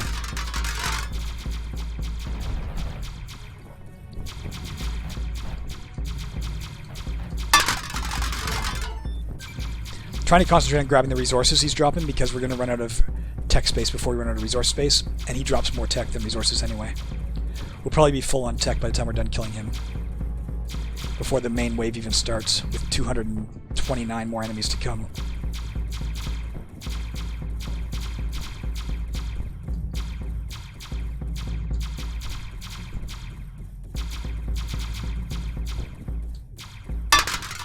Computer can't handle further tech.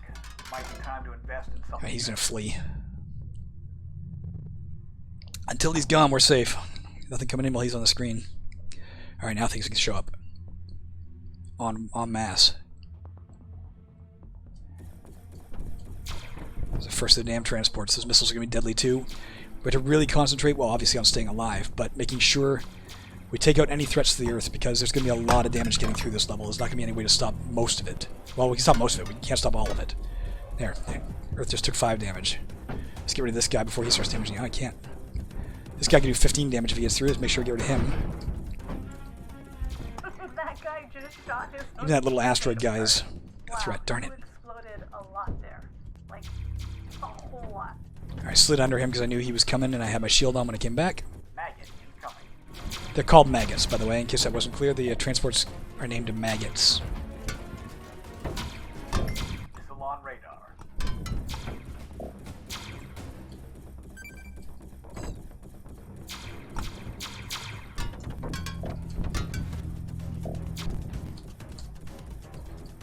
Leave that missile for a minute because this guy's a bigger threat. Alright, he's dead. And we gotta deal with this guy too, bigger threat. There we go, the missile got taken out. They can dodge too, obviously.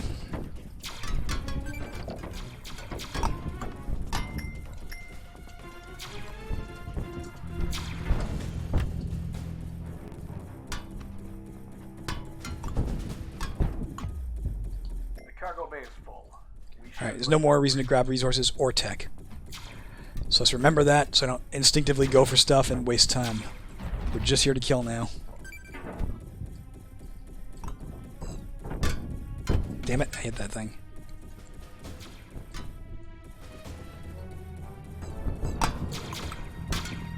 Damn it, I didn't need to throw my shield on there. Waste of a shield. Transport. Oh, shoot. It's not free. Try to keep it in the air as long as you can. Oh, don't need those. What am I doing? Instinct, man. You see 3 resources falling, you instinctively glide yourself under it.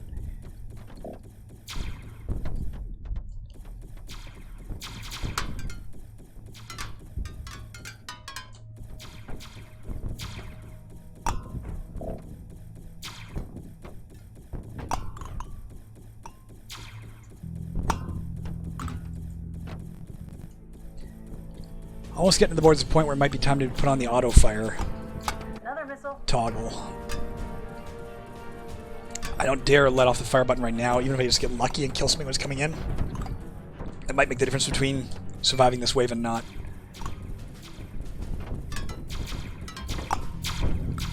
Oh, I didn't quite get him. Fire. I love it.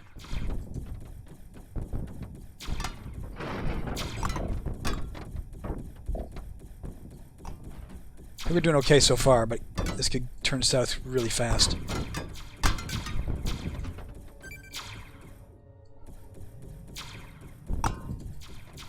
Again, you saw my instinct was to go for those damn crystals. It's just ingrained at this point.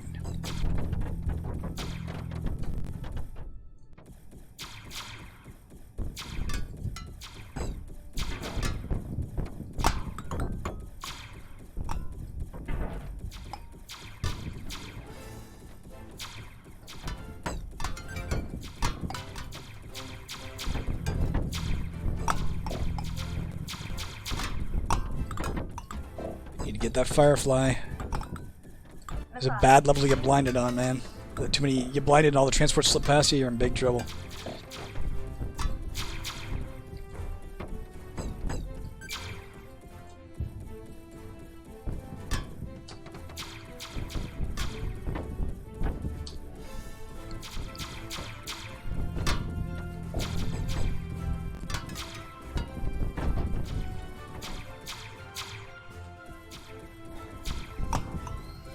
Shoot, not gonna get him.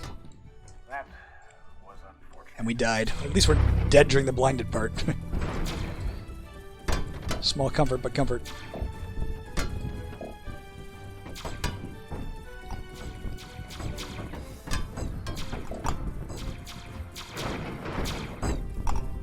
Back it on stream.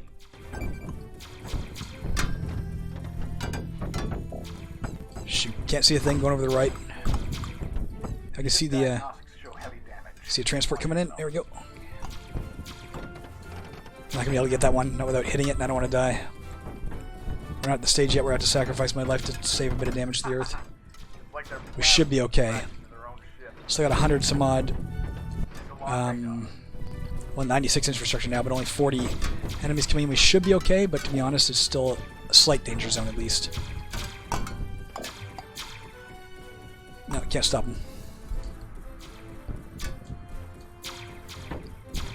Ah! Oh, I think I hit him when my shield went down, which means I took some damage.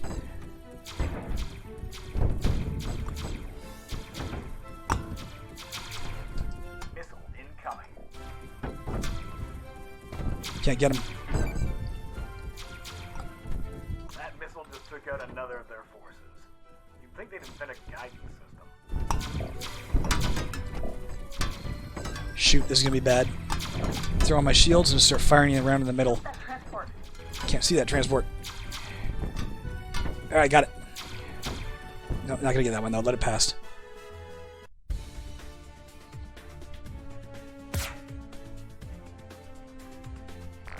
Alright, that's one of the most terrifying waves and it's done.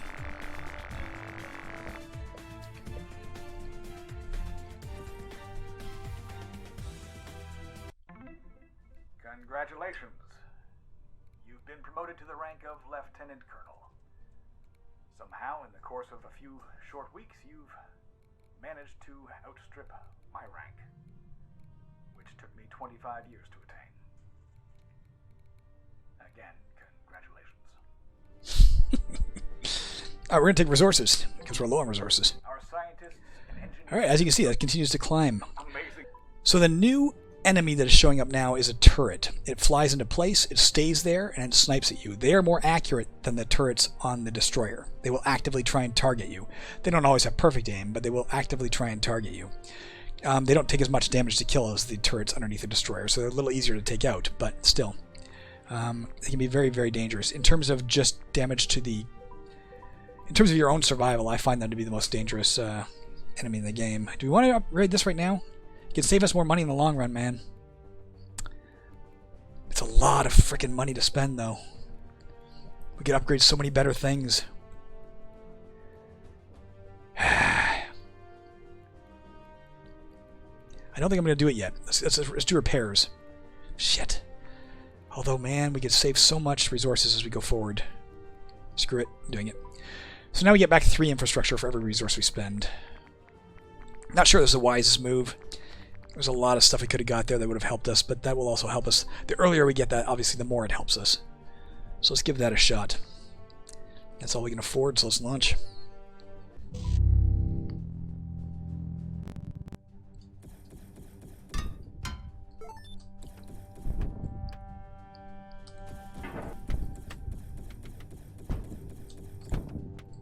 We took that guy out just as he left the screen.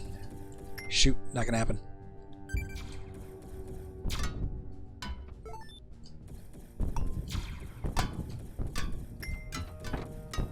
Aphid turret.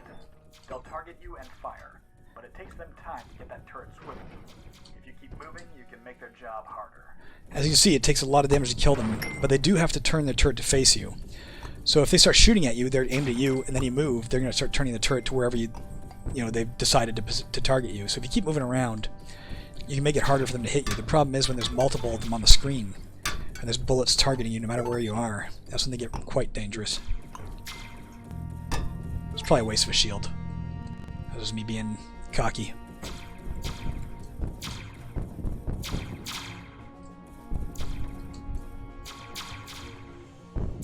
Shoot, he's got me. Did you see the show that was just Saturnians shooting each other? I'd PVR it to watch later, because I'm here watching Saturnians shooting each other. Missile incoming.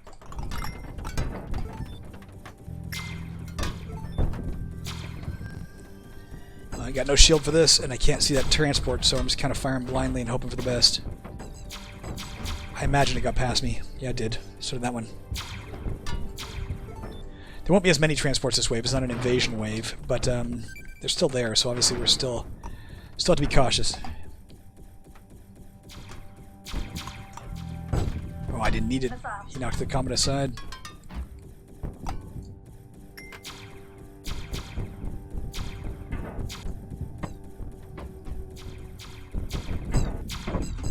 Oh, he got knocked down. He's gone.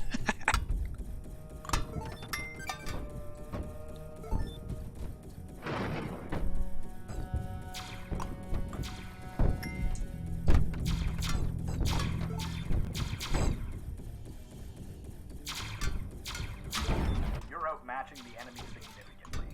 Keep it up.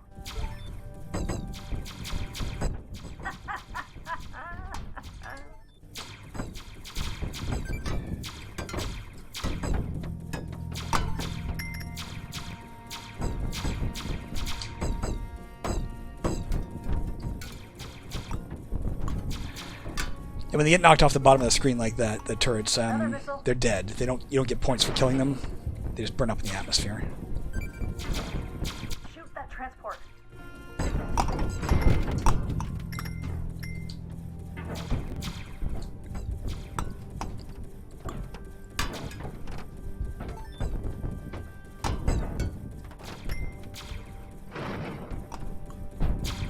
Ah, shoot. Pilot blew up.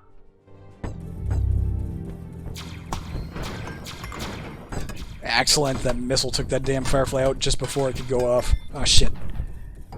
I lingered in front of that thing's bullets. Got blasted. Froze like a deer in headlights.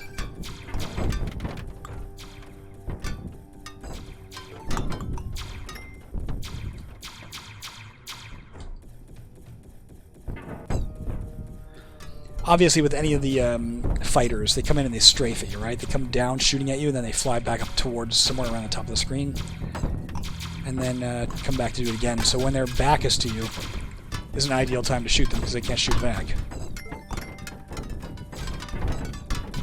But it's certainly not mandated that you only shoot them in the back.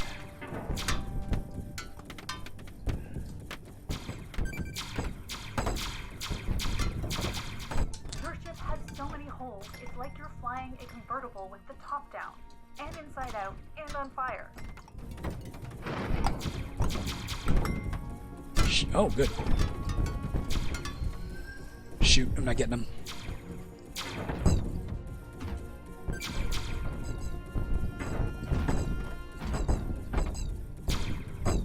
Uh-oh. I have to ram him. He parked right in the way.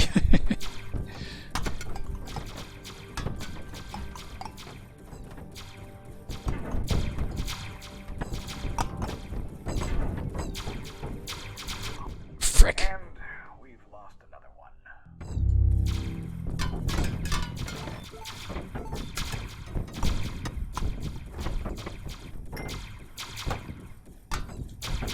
Shoot, man, we're getting hurt. He's one of those guys right along the side. The only way to hit him is to throw on your shields, or just ram into him, but I'm not going to do that right now because we would have died. So just let him back, pass us, and take that few points of infrastructure damage.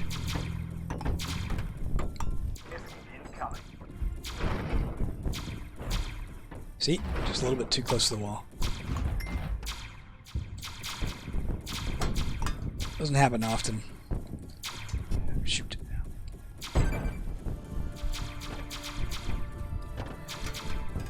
There was discussion when, early on in the game design. We're churning through ships at an alarming rate. Do what you can. There was discussion about how to deal with that phenomenon. With the very smallest things could slide along the wall. Eventually, I decided to let it go because there was a shield method of getting rid of them, and because they didn't pose much of a threat. The only alternative was to have some weird artificial force kick them away from the wall, and it just complicated the structure of the game. It was already an elegant system of just bouncing. If they're not actually in contact with the wall, to make an artificial force them away seemed... It would make the game harder to play for something that happens very rarely. So I decided just the lesser of two evils was to allow them to continue. Congratulations. So it's a feature, not a bug. Promoted to the rank of Colonel. Well done, and such. It is clear that this So this next wave can be very dangerous. We're not going to improve this again. We could. We get it all the way to the top. We're not going to. Let's just take the infrastructure. We don't even need it right now. This next wave is nothing but turrets. Just turret after turret after turret. There's a lot less enemies. Way less enemies this wave. But they're all turrets. Which can be very, very dangerous. What do we want to do? We don't need a computer this way. There's not going to be enough enemies to collect as many resources and alien tech as we might want to. There's only like 70 of them or something like that, instead of like 250 where we just faced. So I'd say either coolant to get firing faster, or one of these things, or armor, man. Let's take the armor. Let's get our armor to maximum. We can now take 12 damage to our ship instead of 9. That's the highest level we can get out of carbon steel alloy. We still have enough to upgrade our computer. I'm going to do it because after this wave it'll matter, so whatever. I'll just do it. There we go.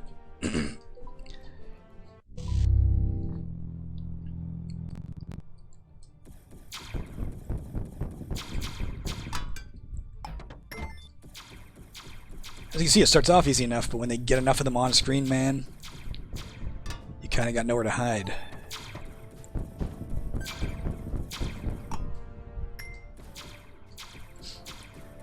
There is an internal director in the game who's sort of behind the scenes that sort of keeps track of, how many enemies are on screen, what is the maximum enemies allowed on screen at this,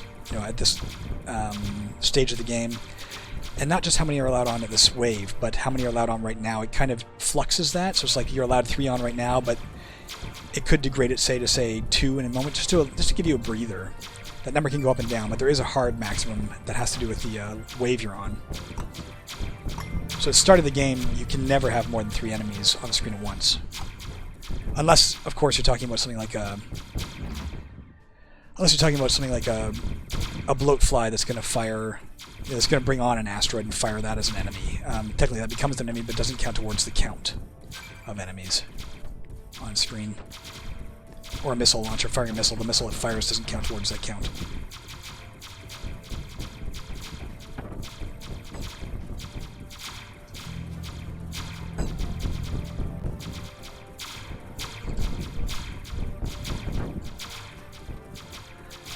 Might have been worthwhile to keep that guy in place. When you get that thing home. Because he was blocking the guy behind him. Which meant technically we had one less enemy to worry about as long as he was in place. So maybe it was a mistake to go for him.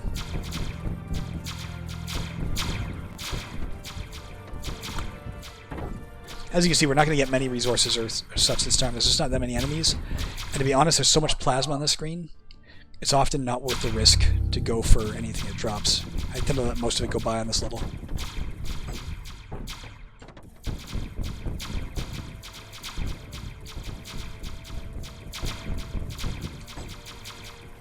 As you see, you stay one spot, they start getting a beat on you, man. You gotta keep moving. Get in, shoot some bullets off at one, move on to a different one, shoot at it for a while the rest of them turn their turrets to you. Move on, use your shield when you can.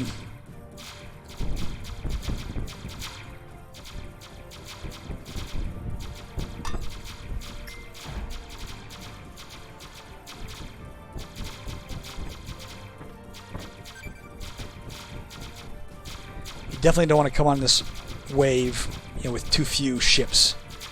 You want to have maximum ships you can on this wave, so you maximize your chance of surviving, because they will pick off a few of them. And technically, you don't have to get your. It's like that. It's like wave 10 with the destroyer. You don't have to get your Pretty wonky. Be careful. infrastructure up because they can't hurt your infrastructure. So even if you have one point of infrastructure, it wouldn't matter. Suck it, Saturn.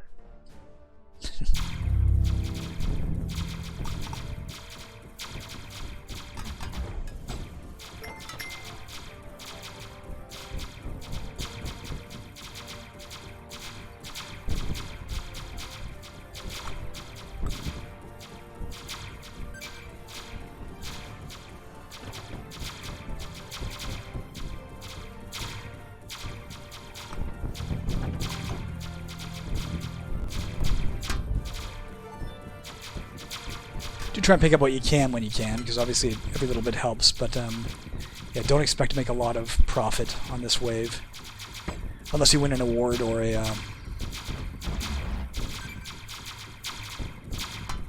or get a promotion, of course. Which can happen, because these guys are worth a fair amount of points when you kill them.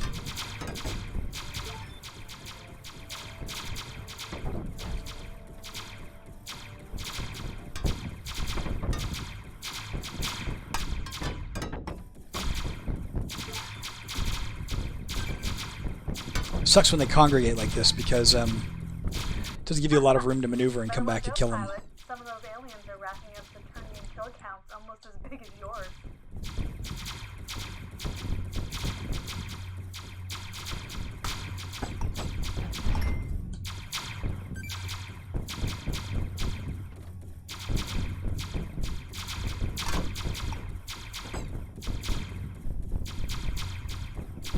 Almost done.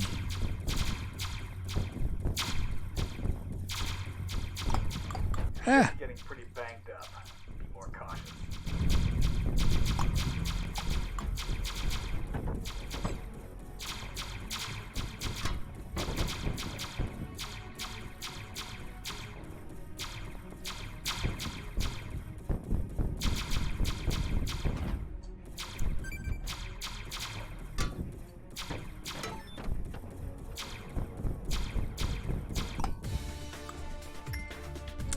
There we go, not too bad.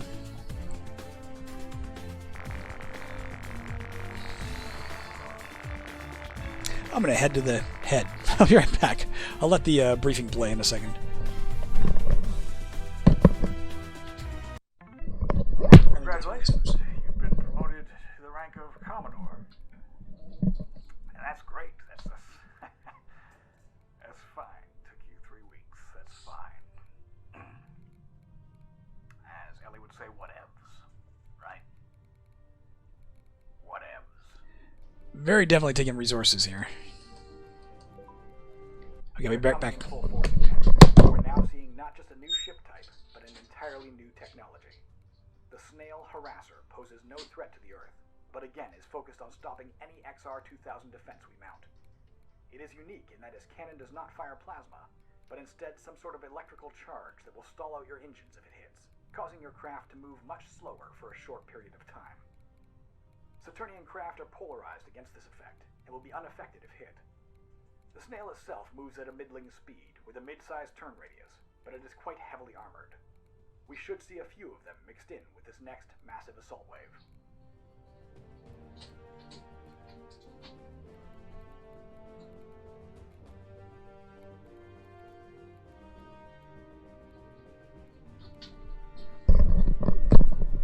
Okay, we are back.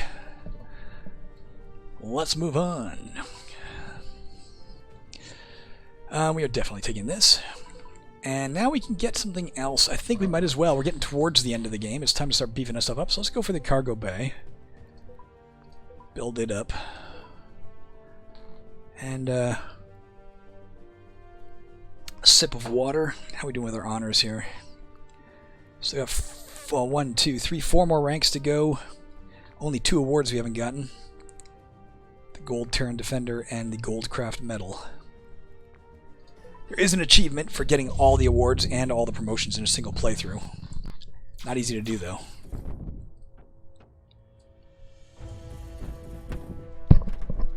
Missile on radar.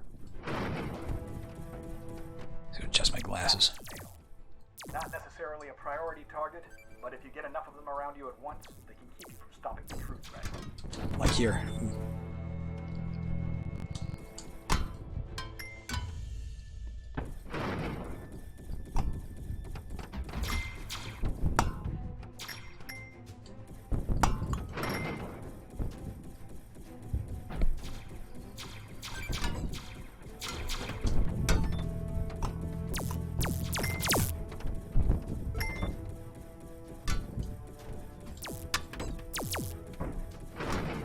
Whoops. Yeah. Damn it, I hit the guy. The snails aren't too dangerous. If they shoot you, they don't do any damage. They just slow you down with their electrical effect. But they can take a lot of damage, and they do a fair amount of damage if they collide with you as well, because they have a hardened shell. So, gotta be a little cautious of them.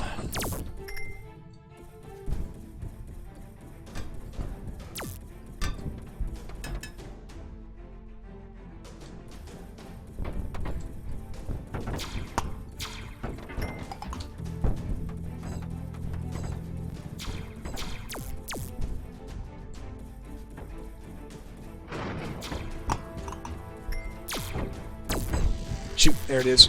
As you can see, we're moving a lot slower. Shoot! Got me again. Alright, there we go.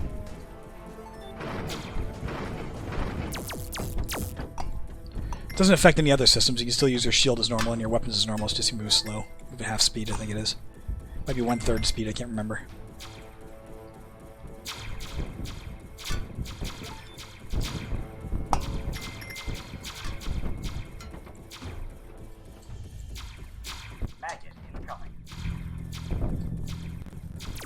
Get rid of this damn turret, man. It's going to be a pain in my ass if we leave it there.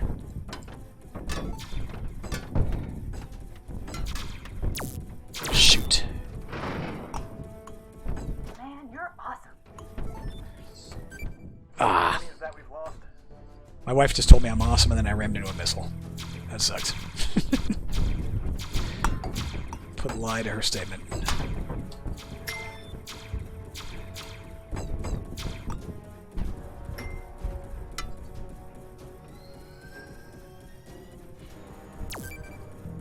Throw on the shield. Missile incoming.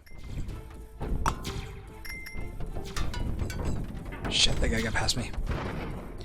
So did that missile. Little ones, when they come down for the missile launchers, can be very deadly because they're hard to hit just right, you know?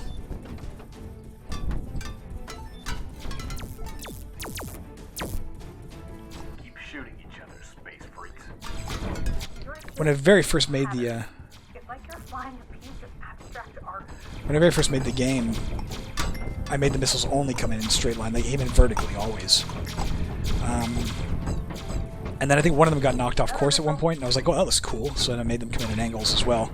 And I'm glad I did, because they were really, really hard to kill when they came into straight lines, because obviously they have a much narrower profile if they're coming in vertically and if they're coming in at an angle. So adding an angle to it, even a slight angle there, makes it so much easier to hit if it's coming straight at you.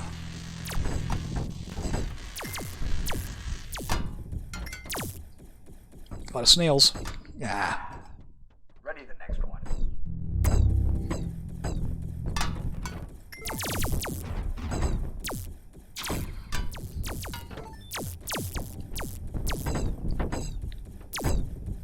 Unusual number of snails. Yeah, you can see there for a long while it only allowed 4 enemies on the screen, then it finally was like, let's add a 5th one in. That's that background director kind of making his choices about how much to throw at you. It doesn't control it the way, say, Left 4 Dead would, where it's like it measures your stress level or something. It's fairly random, but it does raise over time. It'll tend towards raising that number to the cap. But I missed it.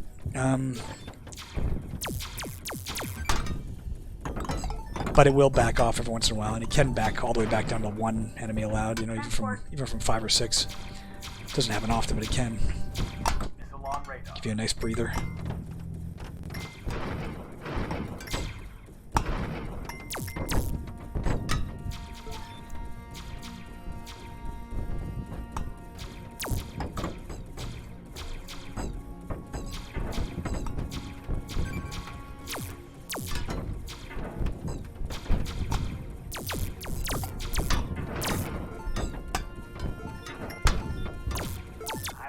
Watching those missiles take them out.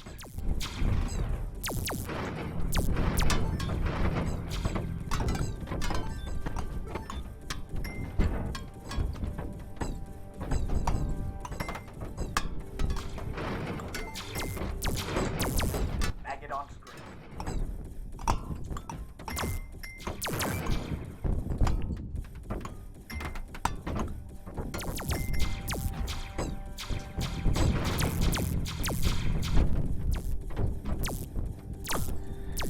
Rid of those turrets when you can, man. They become a real pain in your ass, especially if too many of them congregate.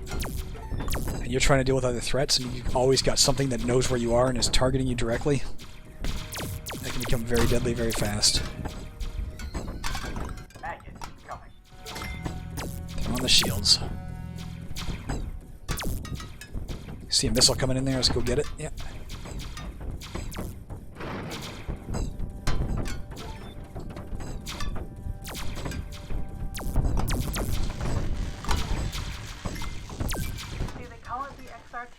Because that's how many holes are in it? Come on, dodge! They call it the XR2000. Oh, your kill! Just so you know, the story behind that. When I was in the 4th grade, my school got its very first computer, Commodore PET. Gives you something about my age. Don't bother with any more tech. And it lived in my classroom. And there was a contest in my classroom to name the computer. We could all submit a name, and then my teacher made a random program that would decide which name got picked. My pick for my name for the computer was XR2000. The actual chosen name was Joseph. Mine was better. But hey, it lives on today as the name of your ship. Type.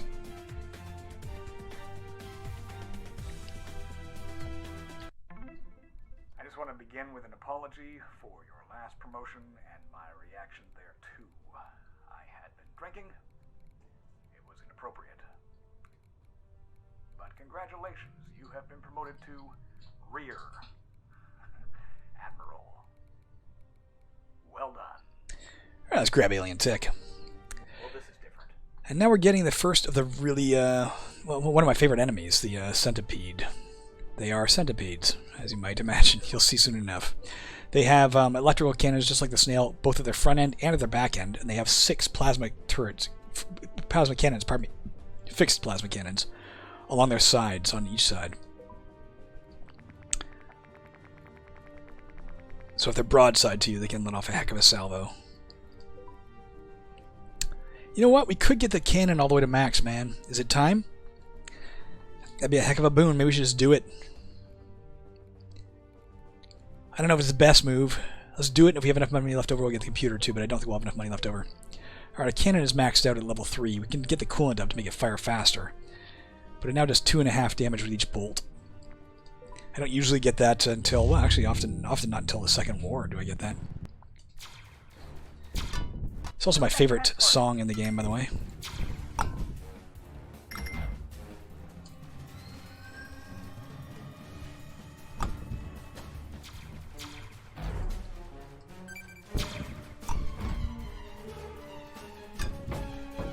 Missile on radar.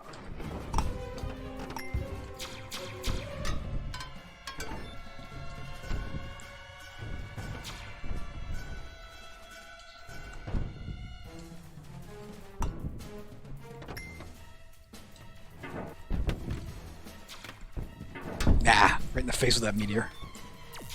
Here comes one of those centipedes.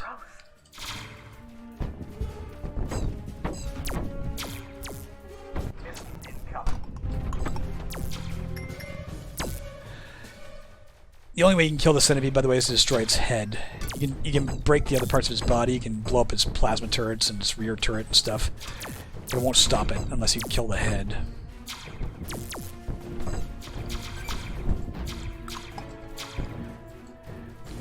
I was hesitant at first to do sort of one of these Let's Plays, because some of the fun in playing any game is figuring out tactics for yourself, so I hope giving away a tactic you surely would have figured out pretty fast, which is if you have a shield, throw on your shield and get in front of the centipede and kill it fast. Isn't spoiling the fun for you, but then again, I wanted to make sure people understood, yeah, it's definitely a very beatable game, even on regular difficulty, because I know some people are finding it hard. Like any game, it takes practice. Now these too many turrets here, see this? Just this frickin' rain of plasma. You've got Damn it. just enough time for a bathroom break. I thought I had a shield. I didn't look. No, you don't.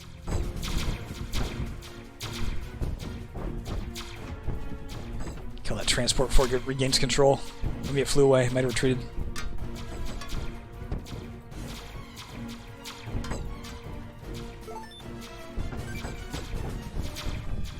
Missile incoming.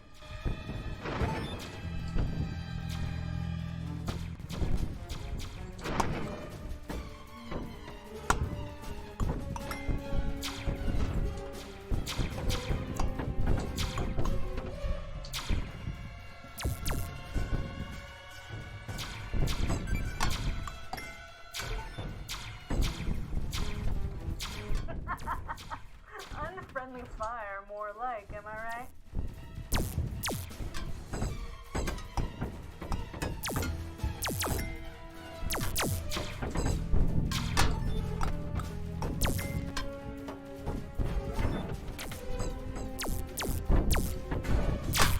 Whoa, there's a lot of resources and tech I could have grabbed, darn it. And that guy got past me too, darn it.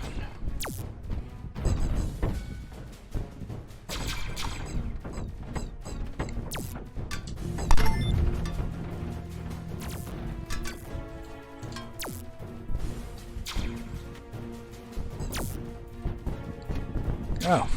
Those things do a lot of damage if they hit you. Unless your shield's on them, obviously. So you want to be really careful not to collide with them when your shield have their shield going, because they'll probably kill you outright. They have a lot of mass behind them, obviously. Transport.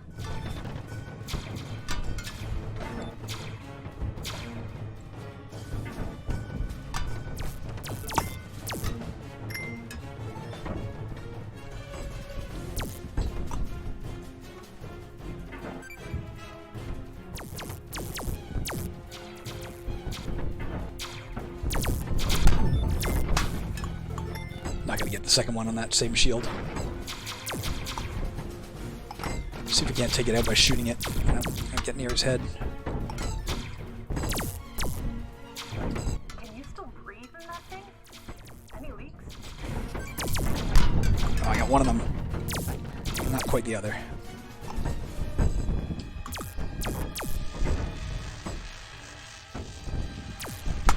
There, I shot it.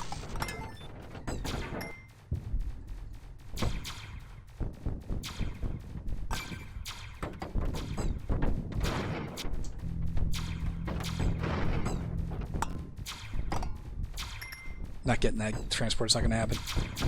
Point in trying. This guy I can get.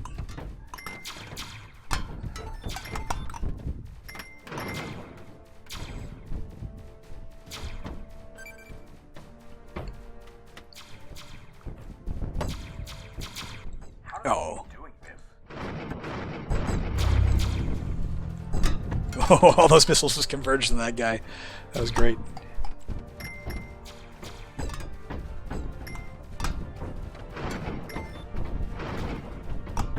Oh, shit. Shoot. Missed it. Shoot that transport.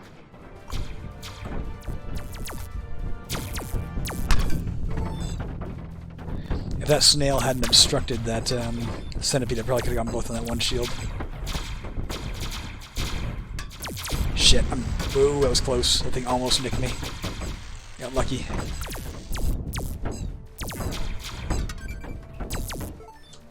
Shoot. Faced it. I didn't quite get it.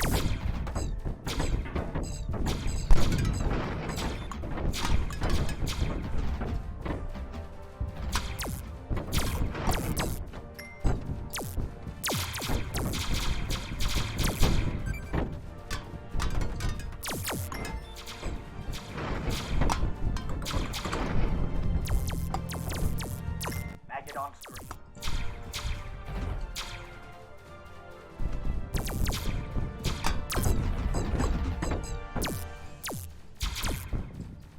Hull integrity is less than 35%. Get evasive. Shit. There we go. Missile on radar. Shoot. Right in the face.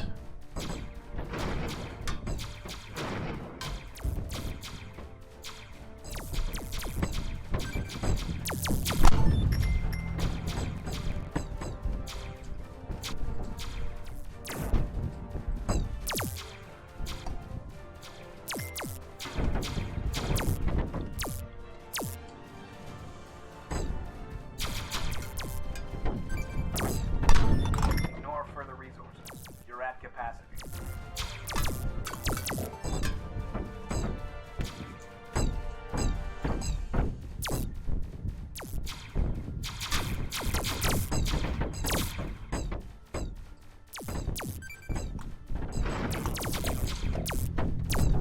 The computer can't handle any more tech.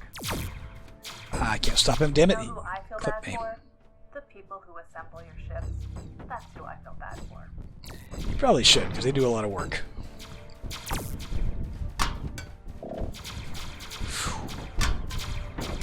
Got that guy.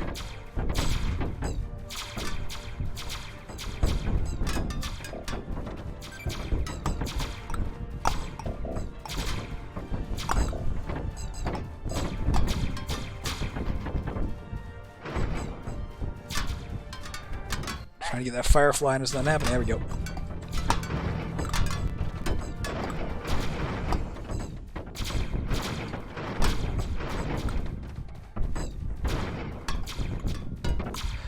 Ooh.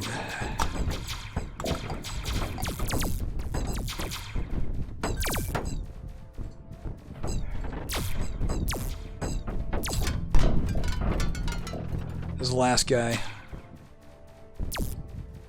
I think we've taken out most of his plasma guns. You can see a lot of his torso is like ripped open. Maybe all his plasma. No, he's got a little bit at the center. Here we go. Oh, I didn't need any of that.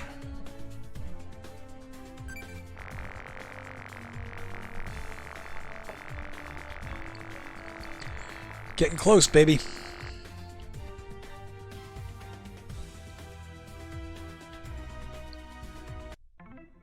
Congratulations, blah blah blah, Vice Admiral, etc. He's just having none of it now. Let's go ahead with resources.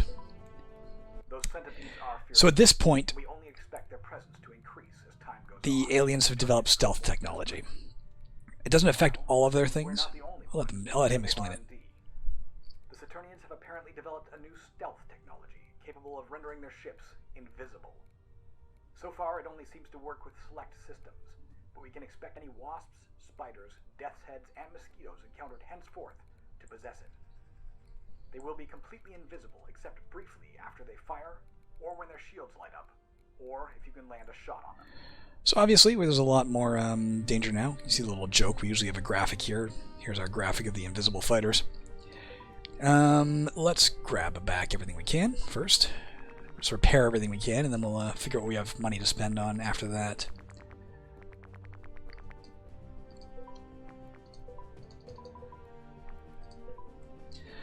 I think we're going to go with coolant today. That'd be nice. Do we have money for both? Computer? No, that's it. Alright. So the only things we have left to go, well, logistics is usually the final step on logistics is one of the last things I do because it has the least yield, right? But these things we got to get up. Well, not the cannon, obviously. Alright, so around about this time, I'll show you what I'm going to do.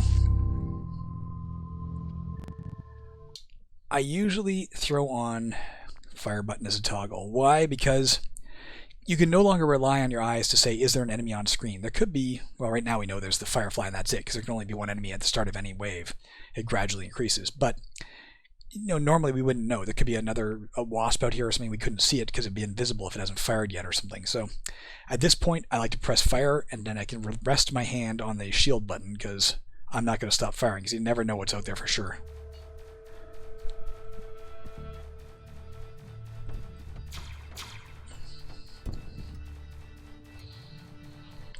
Transport.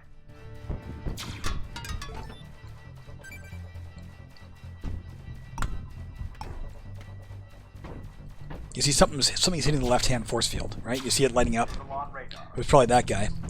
And I see the right. So you know something. You can get visual cues as there are things out there. Their shields will also light up if they hit something, or if they hit a person, like an enemy. Or if they shoot or you shoot them, they'll show up. But as a rule, you gotta look for those cues. Throw on the shields.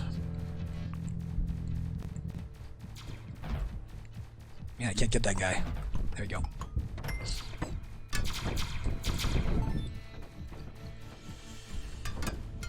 And also, you can watch the last trajectory they had as they fade out of your vision.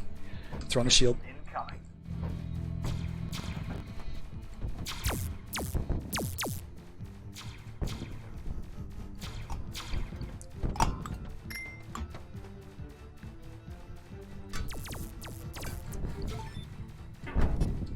Damn it. Ah, I didn't get that guy. Shield came back just a second too late. If we'd have had a bit better power routing, we'd have had him. Can't get it.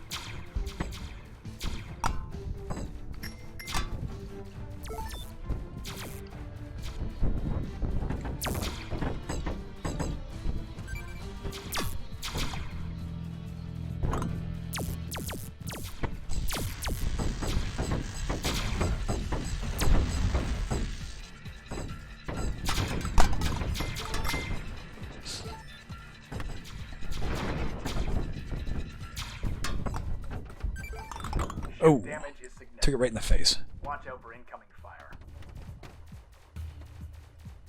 Can't see anything. There's probably stuff out there. I'm so sweep back. I see something on the left. Again, the left force field kept lighting up. I just like watching them flow.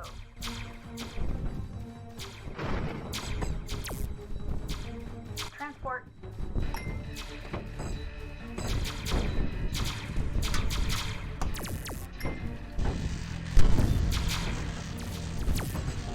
Can't get it out of the way of anything, damn it. Alright, well, back at it. I was either hitting that comet or that centipede. Rather kill the centipede. Oh, shoot. Respawning in 3, 2, 1. Now, back-to-back deaths like that do leave us in a considerable amount of danger. Obviously, we are down more fighters than I'd like to be at this stage of the wave. We still have 212 enemies coming in. We're down to including this ship 4. I usually figure if I've got a ratio of 1 ship to 50 enemies, we're okay, but we're just a little under that right now. And by okay, I mean like just okay, like probably going to survive, but not for sure. At that ratio. Another missile. Obviously, you want to keep that ratio higher, so let's just try and live for a while. Get their numbers down without losing any of ours.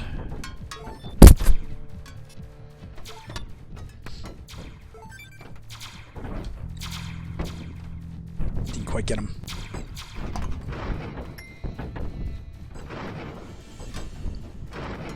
One of the best ways to make sure we stay alive is get rid of the damn fireflies.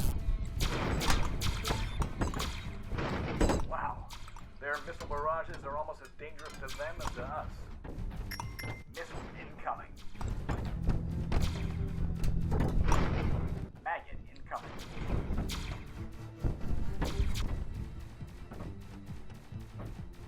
Something over here, I can see it.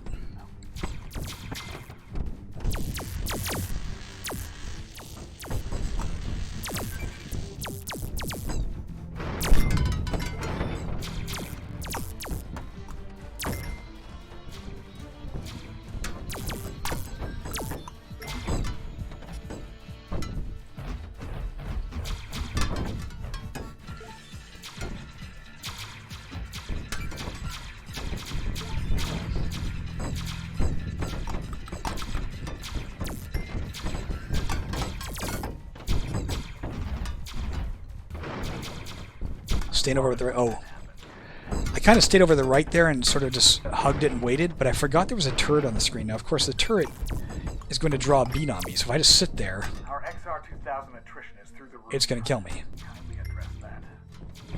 We're definitely a little bit in danger now. We lost a lot of ships, a lot more than I'd like to lose at this stage of the wave. Still 129 ammo. Fuck me. We're in a lot of danger now. Not a little bit, a lot. This could easily become the end of the game if we're not careful.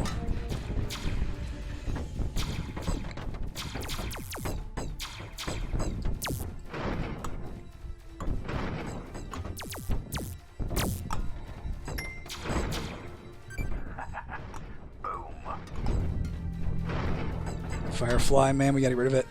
Okay. I'm gonna let that frickin' missile just stay where it is and hope it kills one of them. That guy just shot the other guy. Do it again.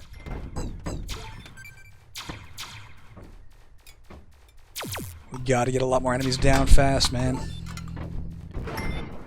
Lost too many fucking ships.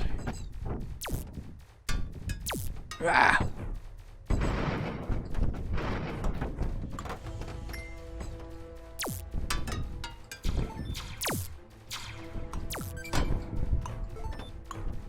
We're not doing too bad for infrastructure, so it's the least of our concerns for the moment.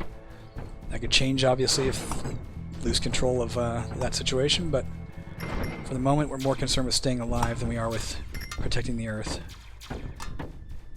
We're the only line of defense Earth has. Of course, if we die, they can just bombard us from space and kill us, so... Another missile. Oh shit, I hit that guy.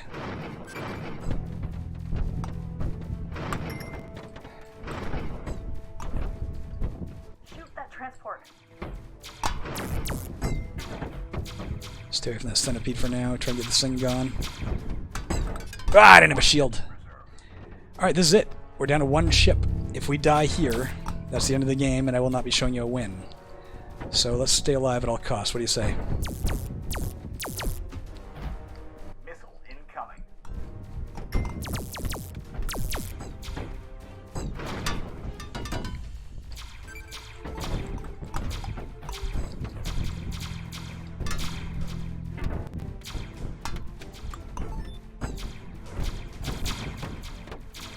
I'm up against the wall is not a good place to be.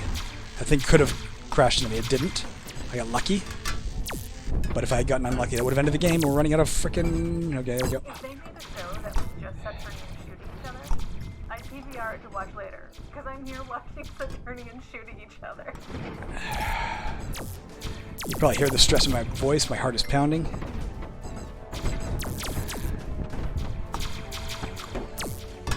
There's too much shit coming at me, man. Throwing the shield. Boom. Boom. There's too many damn turrets.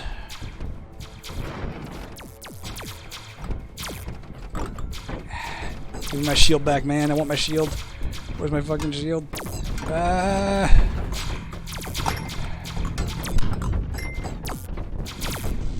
Alright, we're in big trouble. Our infrastructure's taking a pounding. Do what you can to keep anything else. We are really in big trouble, guys.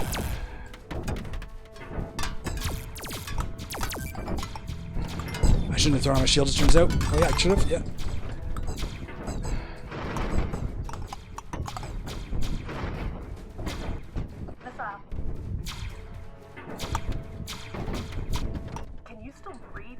You see how close we are. There's only 9 enemies left, man. We're almost out of this City is situation. on fire. Can you do something about that? I am trying, lady, I promise you. I think we're gonna lose, but it could come down either way. Planet's mostly wiped out. Okay. We should be okay. Way too close on that one. Agreed, Westra. 9 infrastructure left and 0 ships left. And 2 health left. That was as close as you can come without losing. God damn, that was scary. Whew. Okay. It's brought to my attention that I have been behaving immaturely. This is not an inaccurate assessment. I apologize.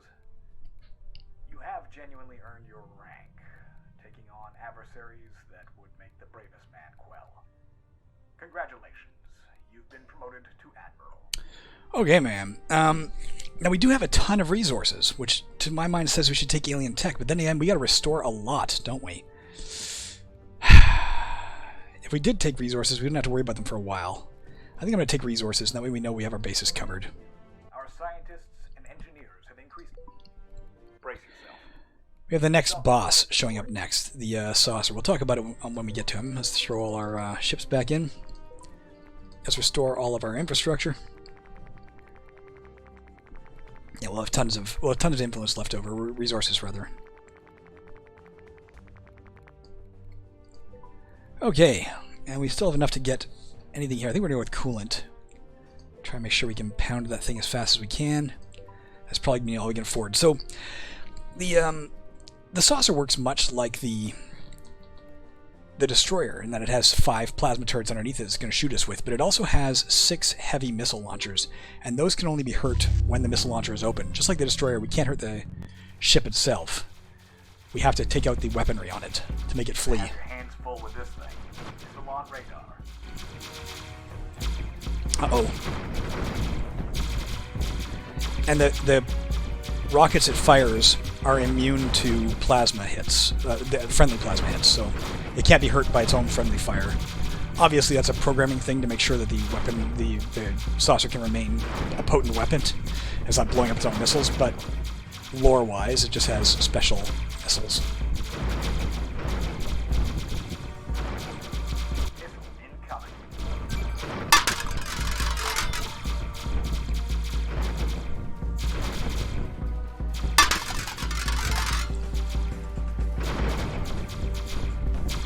I'm still slightly shaken from the last one. The adrenaline is still in me.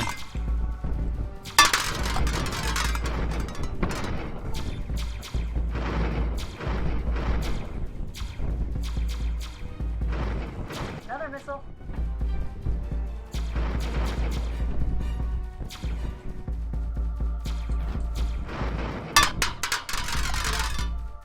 You'll be back. Like, seriously, you'll be back in a second. The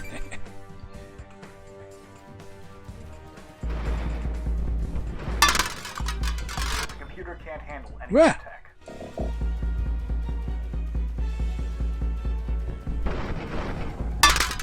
Still on radar.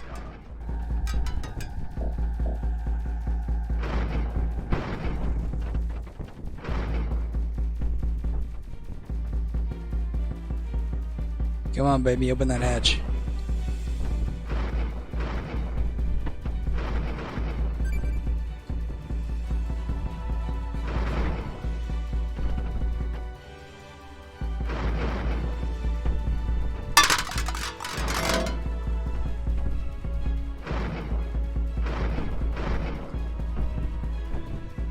The resources and alien tech, as you see, if they... Your KD ratio is really getting up there. And I'm not just talking about the delicious macaroni. They disappear after a time. That's because before I made them disappear after a time, sometimes they'd land on top of the saucer or whatever, or they get wedged in the little opening that they spill out of, and the weight of them would eventually accumulate to the point where it dragged the saucer down and collide with you, which was just obviously stupid. So I had to make sure that they would eventually disappear. So that couldn't happen.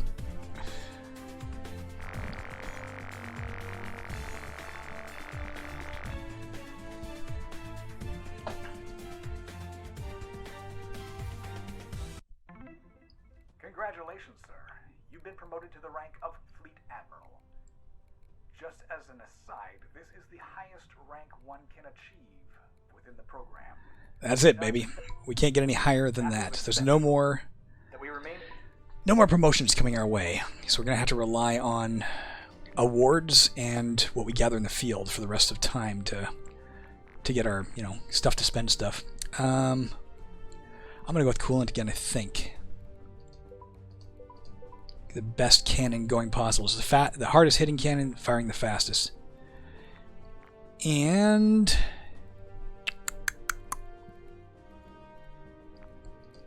shield gen. Oh, we still got enough to get more power routing. Alright. Our shield will last longer and we can use it more frequently. And we'll shoot faster. Oh, I forgot it. That was just dumb on my part. I forgot I didn't have a shield. I was like, I'll get underneath it and fire my shield. I just fired it, of course, when I spawned. That was really stupid on my part. What a waste of a life.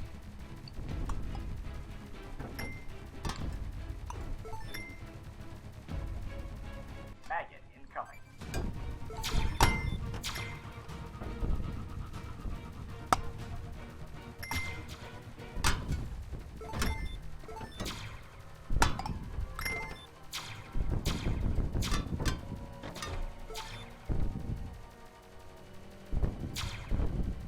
Lasers off. Don't let it stick around long enough to do the kind of damage it can do. I didn't mention, of course, but we have laser moths now. They can fire a laser that you cannot shoot from the sky like a missile, but it will affect the Earth. It'll hurt you for 5 damage or the Earth for 5 damage if it hits. So you can't let them linger because they will tear the Earth apart.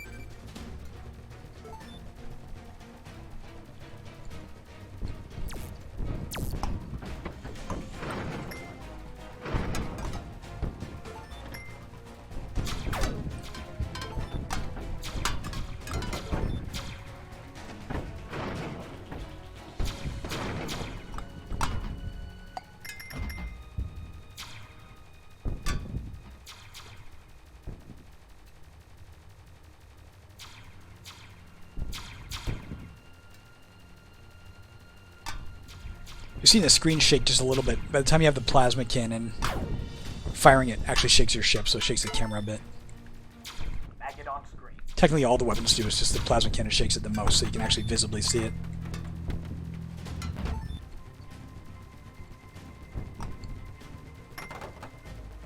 If you look at that star background, you'll see it shuddering a bit. If you were using a controller, as I said, I use a keyboard just because I'm better with a keyboard. But the controller also has rumble support, so you'd also feel all these explosions and the cannon firings that are in your hand. Although you can turn that off in the options menu if you want to use a controller and you don't want the rumble going, of course.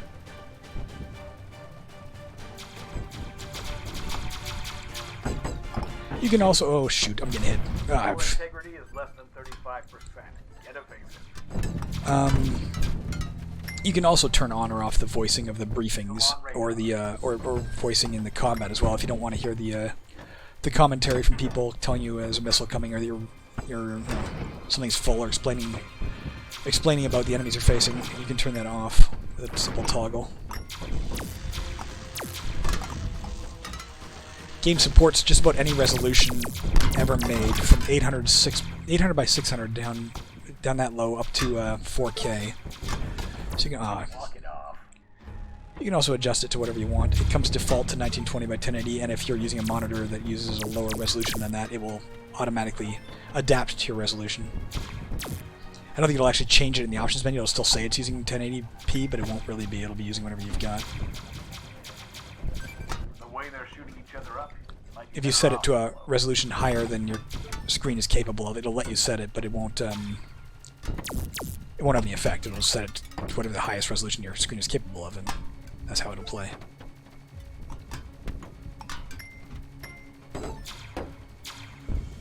Shoot. He skated right between my bolts. Missile incoming.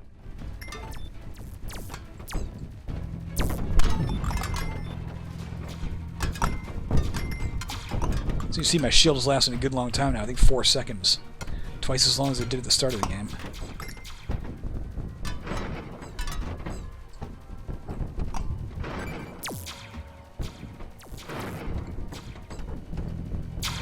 Shoot. There's too many threats we gotta deal with. Okay, we got rid of the Firefly.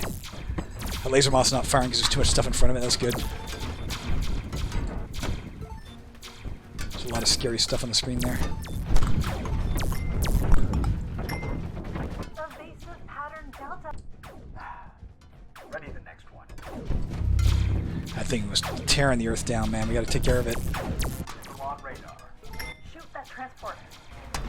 Shoot. I don't know, man. This one's gonna be a close call. Just get that thing before it can fall to Earth. Blue.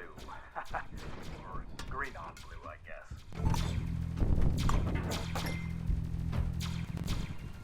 Your armor's gonna need some serious repairs.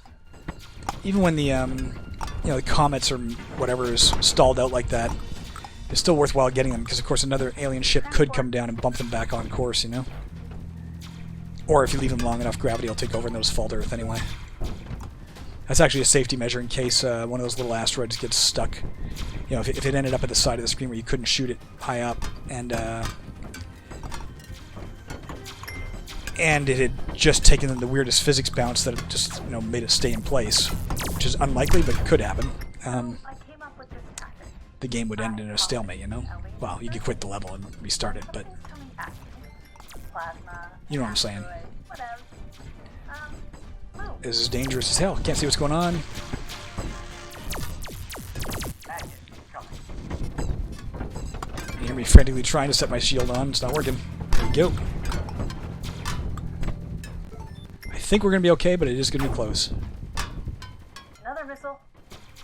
And I missed him. That's not going to make it any better.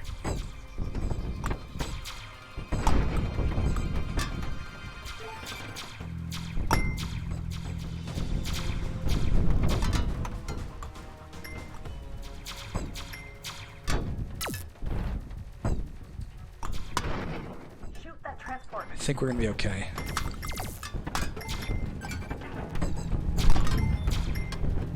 Blam! Missile takes out another one. Your cargo bay is at capacity. What am I doing? You just told me the cargo bay's at capacity. Here I am going for... Memories overloaded. Deprioritized. Alright, so no more gathering of anything. Got 400 of everything.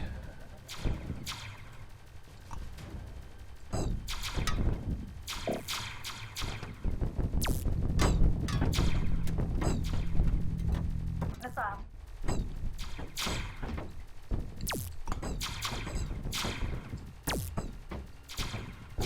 Transport.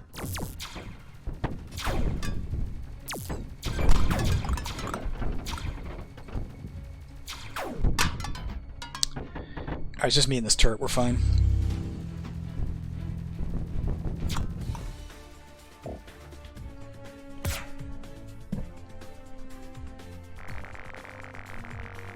We've almost won the game, guys. At least the first war. I'm going to stop playing after the first war, assuming we make it there. I'm not going to play through the new game plus. At least not in this recording. Maybe I will someday. I'll just keep this save in the background and continue it someday. Saturnians are abandoning Sun. Alright, new enemy. Kill switch bombs. They're worse than anything we've faced so far in terms of damage. I think they do 10, 20, and 30 damage, if I remember correctly, to the Earth or to you if they hit. Additionally, if you blow them up, if they don't hit the Earth, if they're blown up in space, and your shield isn't up, then you get a hit with one of those electrical effects and it stalls you out. You move it at a third speed or whatever it is until it wears off. And the bigger the bomb, the worse that effect is. I think the little ones will affect you for 1.5 seconds, and the biggest ones for 4.5 seconds, the middle ones for 3, I think. Alright, we still have enough to get the thrusters up, so let's go for it. Instead of Resisto jet rockets, we now have... What is it? I forget what this is called. Hall effect. Oh, that's Hall effect. I guess we had Resisto jet before.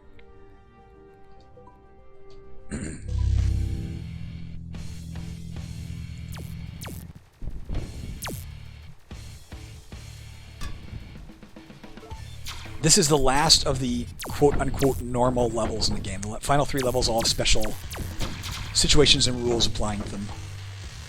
This is the last level that functions like a completely normal level where the enemies just come in randomly and they're all types of enemies and blah blah blah.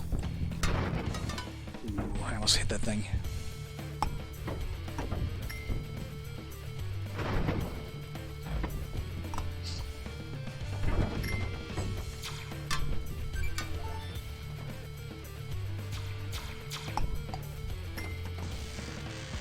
go. You see we hit that thing and we got affected by the EMP blast.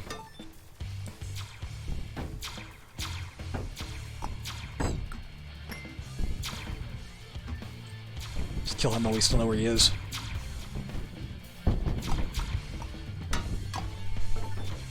Kill switch bomb. Remember, the EMP won't affect you if your shields are up. Okay, you see, it doesn't take away the EMP when you throw your shield on, but the second one we killed while our shield was up, it didn't have the EMP effect, so... Bomb on screen. If you can, it's best to kill them that way, but obviously killing them however you can is important.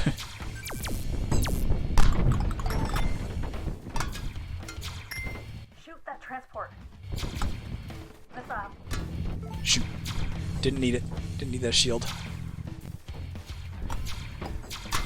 That one turret there is low enough to the ground Boom, you jags.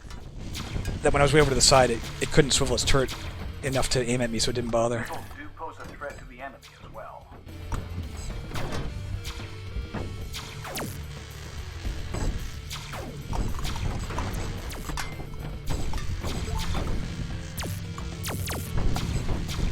Ah, we didn't get it.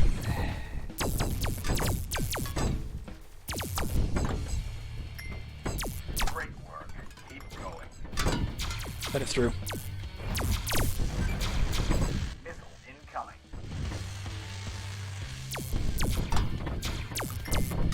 Darn, it turned. Back it on screen.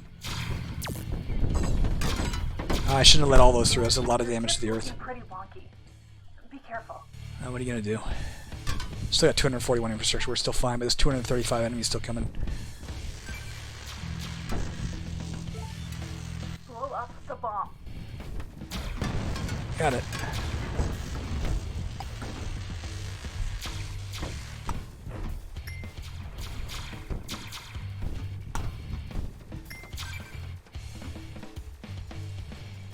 Another missile.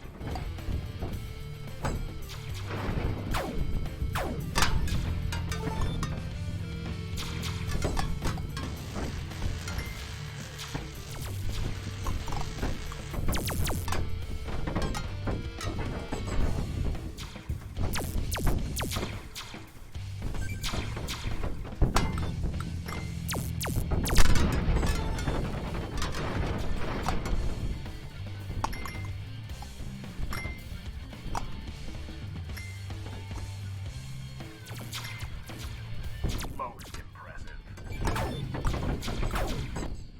Ah! We have more. Took out that centipede as soon as he spawned. That was nice.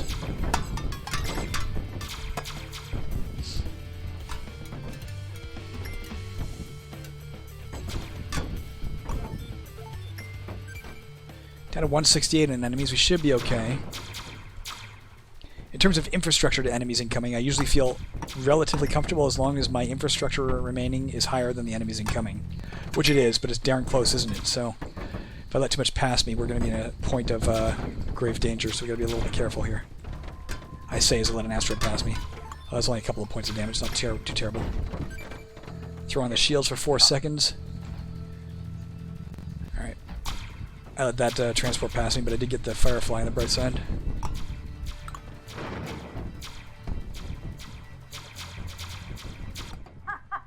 Better watch out, pilot. I don't know if I got that that transport or not. If it got past me, I didn't see. Think it's yours. Kill switch bomb on screen.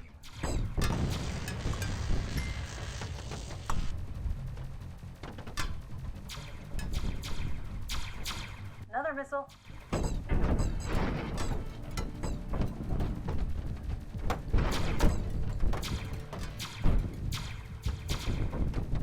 Uh-oh, we gotta get rid of these guys so they can tear up the earth bad. Your ship's on its last leg. Be careful. Shoot. I just used the last of my shields. Bomb just wiped that thing out. I have no idea what's going on. There we go. Seems like a bomb hurt something while we were blind there. That's good. Fuck. Wow, you exploded a lot there. Like, a whole lot.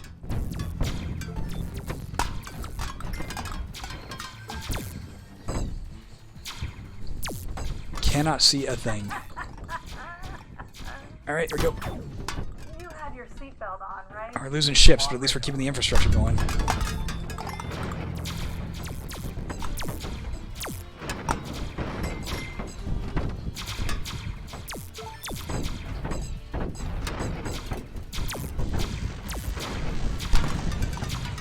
Oh, shoot.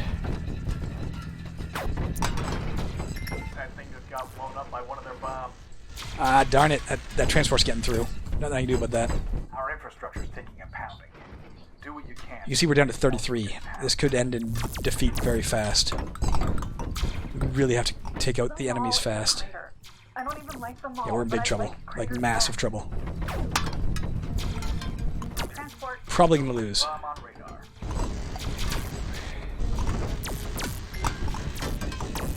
Especially now that we're blinded. 17 infrastructure, guys. Not many enemies coming in, but anything that hurts the earth could kill us now.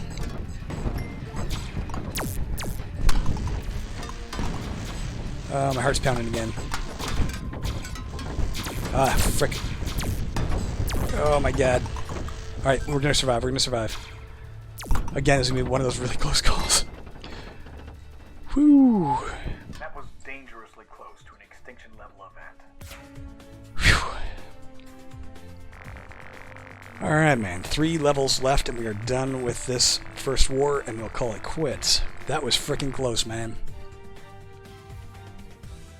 Got the heart racing.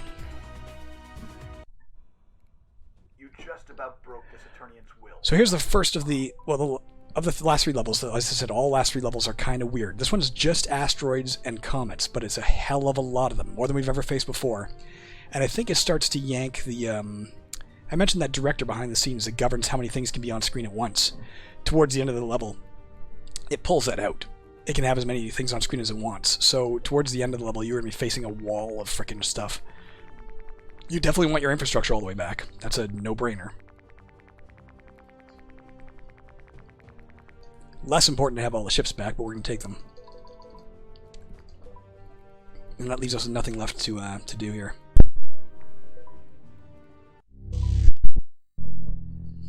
Alright, man. Should start off easy enough.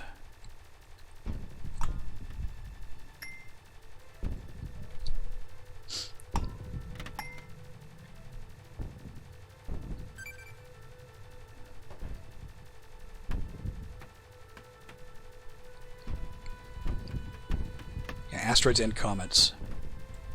Once again, that means we're not getting any tech out of this wave.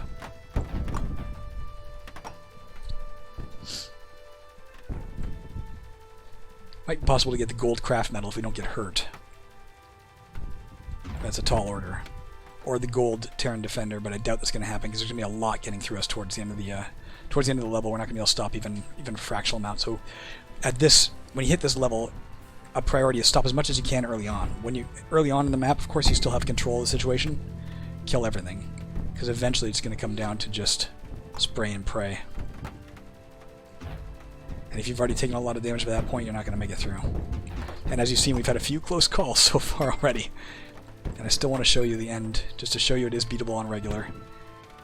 When I haven't played in, days, other than testing a bit here and there.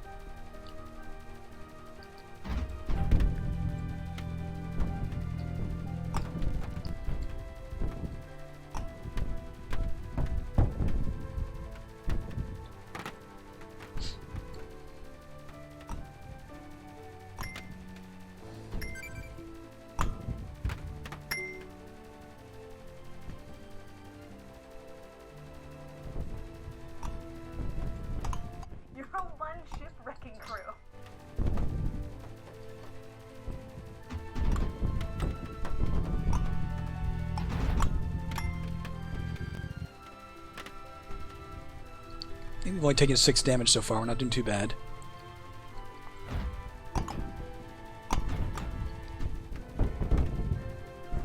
Ah, that was close.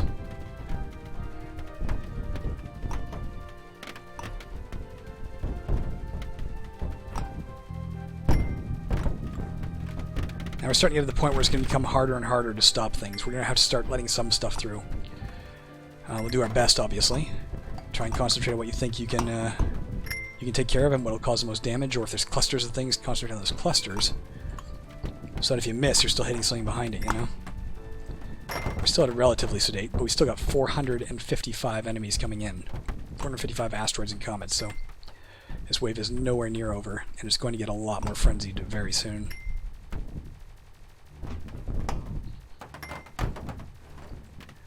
But we have my favorite tune to see us through it. Those aliens are going to think twice before tangling with you again.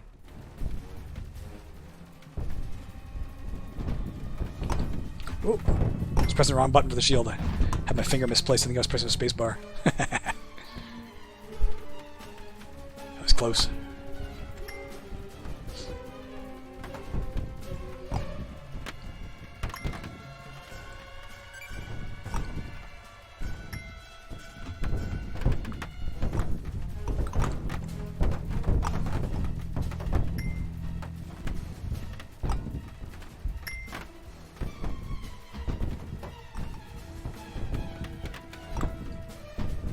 Okay, now it's getting a little bit frenzied. I don't want to get hit. I'm still trying for that gold Terran Defender thing. Or the gold craft metal, rather. Which means I can't take a single point of damage this round if I want to get that metal. And that's the only way I'm getting any tech out of this round, so... if I want to improve my ship, that'd be a nice thing to get. Probably won't happen, but I can try.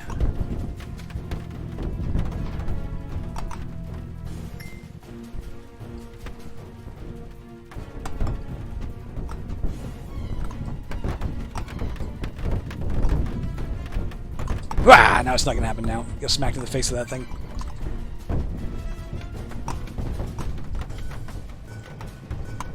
Have my shield available. Let's go for it.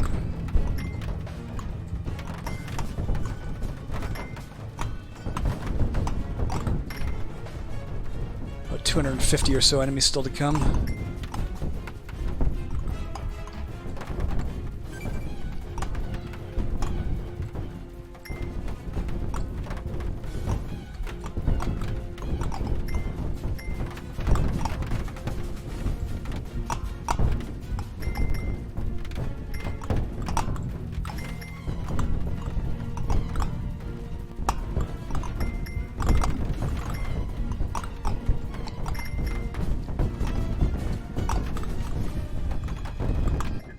Is at capacity. Son of a gun.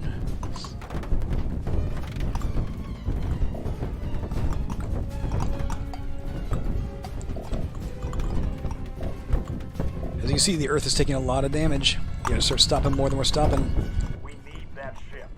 Dodge Or we're not gonna get through this. This could go south fast if we're not careful. We're almost done, though. Oh, shoot. I just pressed shield as I died, but we made it. Oops.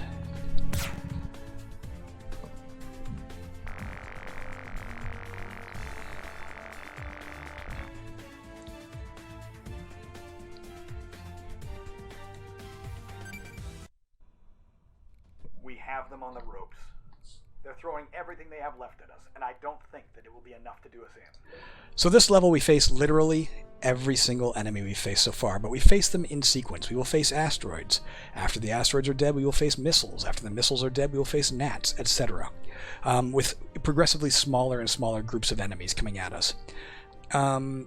Peppered in with them will be both snails and fireflies, because if you had a wave of fireflies by themselves, they would literally be no threat. They'd be annoying as hell, but they'd be no threat. So they get mixed in. Every wave has one firefly and one snail assigned somewhere in this mix. Where is going to depend, of course, on random happenstance. No two games will ever play the same.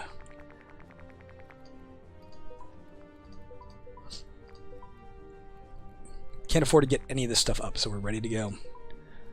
This wave is, again, one where you could easily die. If you're not careful, you take too much earth damage or something, by the end, when you're facing the saucer again, well, you're going to be in big trouble. Didn't mean to do that. I stuttered on the key and stayed at the right. Meant to get out of the way of that thing. Oh well, 1 point of damage.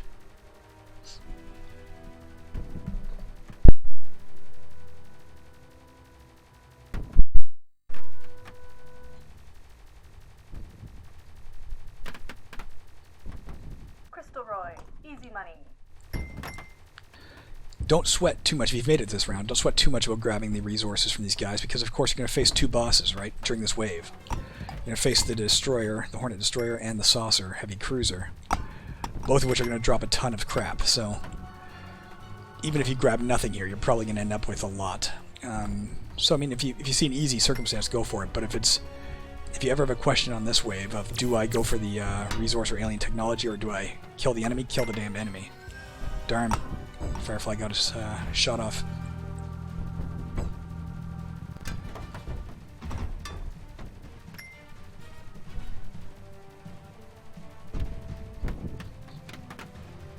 Missile.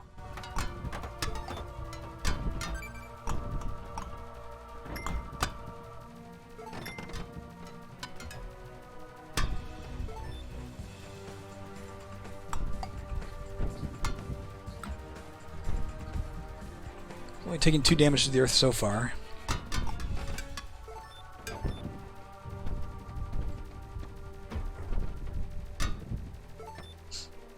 And only 1 damage to ourselves, I think. From stupidity. Or clumsy fingers, more to the point.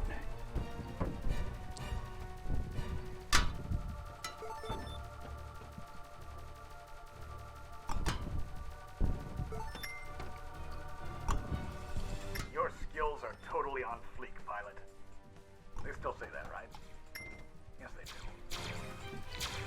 I shot a film back in 2015 called Red Spring, and on set, some of the actors started using that phrase, totally on fleek or on fleek. I'd never heard it before, but it really caught on set for some reason. Everybody walked around saying on fleek all the time, and by the time I got used to it, I started saying it, everybody told me it's not cool anymore, nobody says it anymore, so that's the... Plasma attracted to their own shit. That's the etymology of that joke. He said I'm always, both myself and Wester are always behind the times on what's cool and what's not.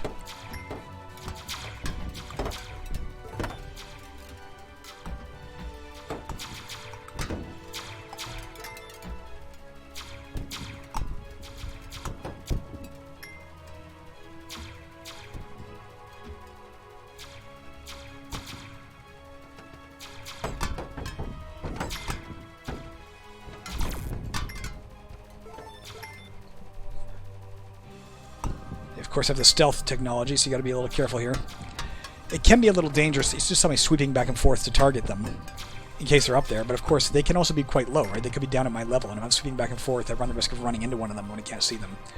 So it's kind of a tough call. Do you just kind of stand in one spot and fire and wait for them to show themselves? Or do you sort of sweep back and forth in the hopes that you hit them while they're up in the air?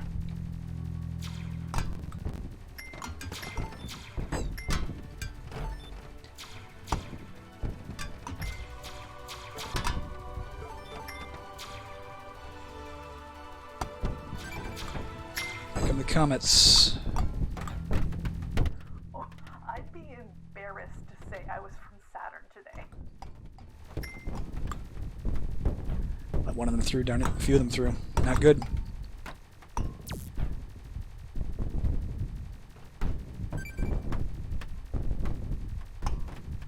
There's definitely part of the game that can make...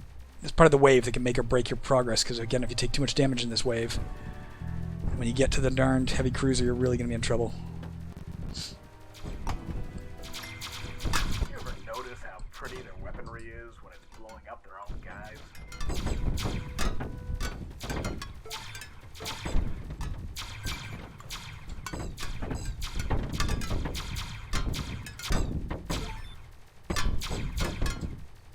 Only 129 enemies left. You see, there's a lot less enemies than the previous wave, but of course 2 of those enemies are bosses.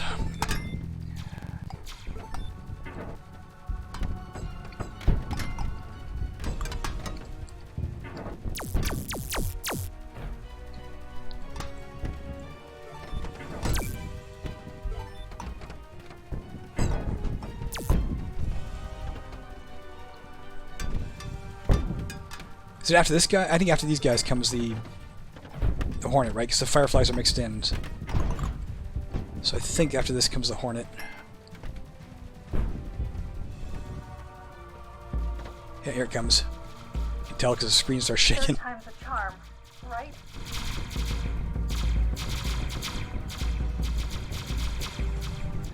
Ah.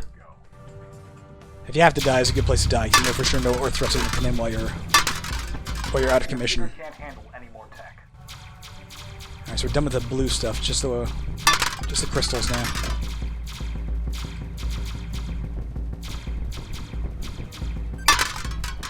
Cargo base full. Alright, that's it. We don't have to collect any more resources or tech for the rest of the game. I am totally buying you a beer when this is all done. And as you can see, you take it out, and the Hornet finally blows up. Shoot, this is a bad place to be blinded because missiles coming down could cause some problems for us.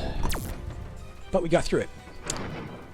Threw on the shield, swept back and forth in the hopes that I would hit any missiles that came down. What am I doing? I'm instinctively grabbing stuff that I don't need to grab. Who trained these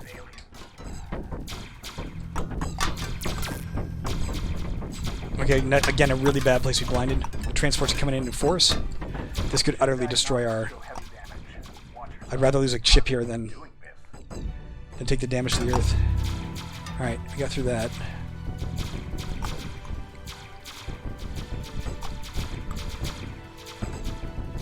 Shoot. Hand stuttered again for a second.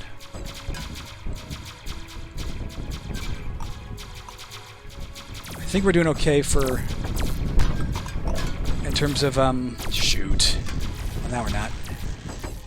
Only 25 enemies incoming. Do they call it the XR2000 because that's how many holes are in it? Come on, dodge!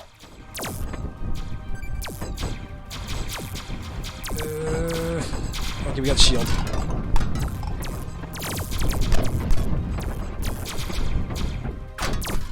Get thicker armor on these things. We're running out of ships, but we're doing okay, I think. I think.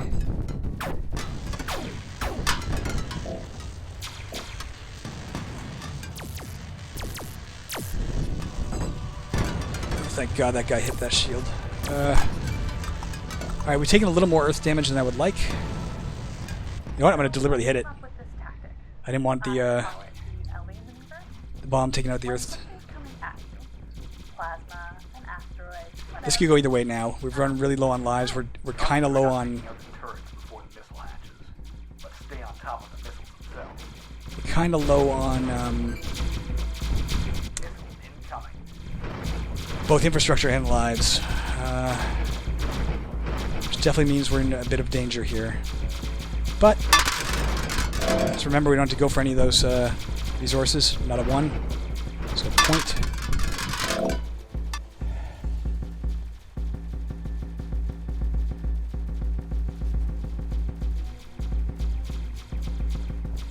It retreats sometimes when it takes a lot of damage. But I assure you it will always come back.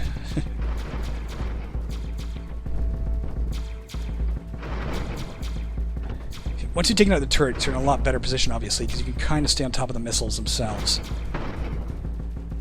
When the turrets are also going for you, that's just a lot to deal with. I think we'll be okay here now. Still got 160 infrastructure and still got a few ships. We should be okay.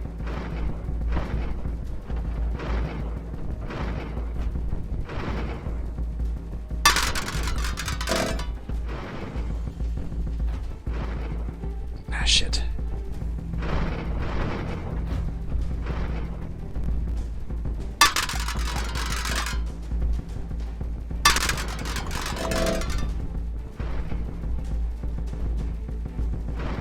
Again, you can only hurt the missile hatches when they're open, so you gotta kind of take out the missile they've launched and then keep firing into that hole. There's only one left, I think. There we go. That should be it. It'll explode, but it'll explode off camera. Unfortunately, sometimes it flies away before it has a chance to explode. Maybe I should just have it explode straight away. I think I told it, don't explode until you're in position, in a certain position. But it often retreats when it takes damage, so it's conflicting. Either way, it's gone. Our scientists and engineers. Okay, man, this is the last level. This is it. The Saturnians have given up We're up all against hope this of thing. conquering Earth. So, final level. We just have one last boss. Now, to be honest, this boss can be among the easiest to kill, but it is also, by far, the easiest to kill us. So it's kind of a... who kills who first. we can only improve one thing here. Well, logistics we could have, but it's too late for that. So we'll take the thrusters. Might as well take every advantage we can get, right?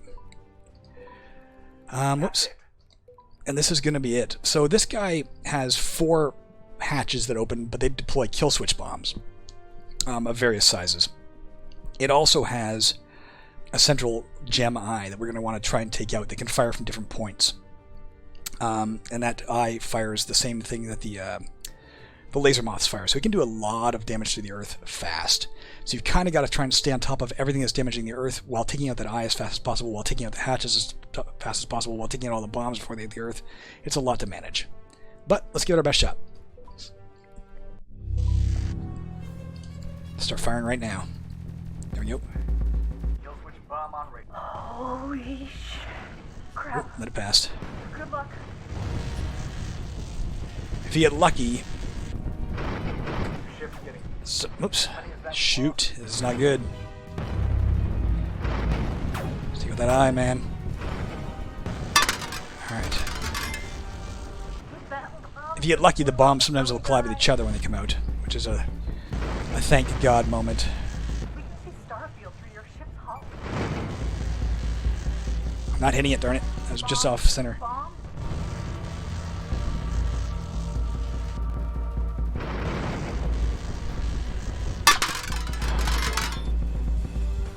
I don't want to die here, because while I'm dead, it could be launching bombs. Shoot. I can't just let those things go by. But at the same time, if I can take out this side, then I can concentrate on the other side by itself, you know? Plus, this side's already damaged. Ah.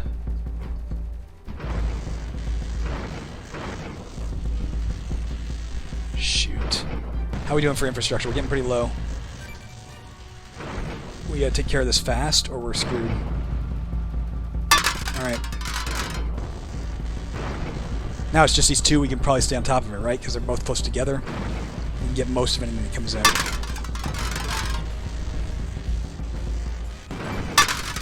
well done. That should put a halt to the Saturnian plans, at least for a while. Alright, guys.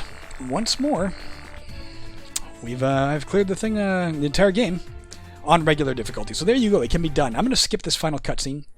There is a final cutscene where these two talk and they have a great time. But I'll leave that as a surprise for you in case you beat it. You've done it. The Saturnians are in full retreat, and it's not certain when or if they'll ever mess with us again. The entire world is in your debt. You have a decision to make now. You can retire with full honors. We'll fly you on home, and you can take a very deserved vacation, maybe somewhere tropical and no longer under missile threat. Or you can stay up there, just in case they come back. What'll it be? So now you get to make a choice. If you want the game to end, you can click this button right here.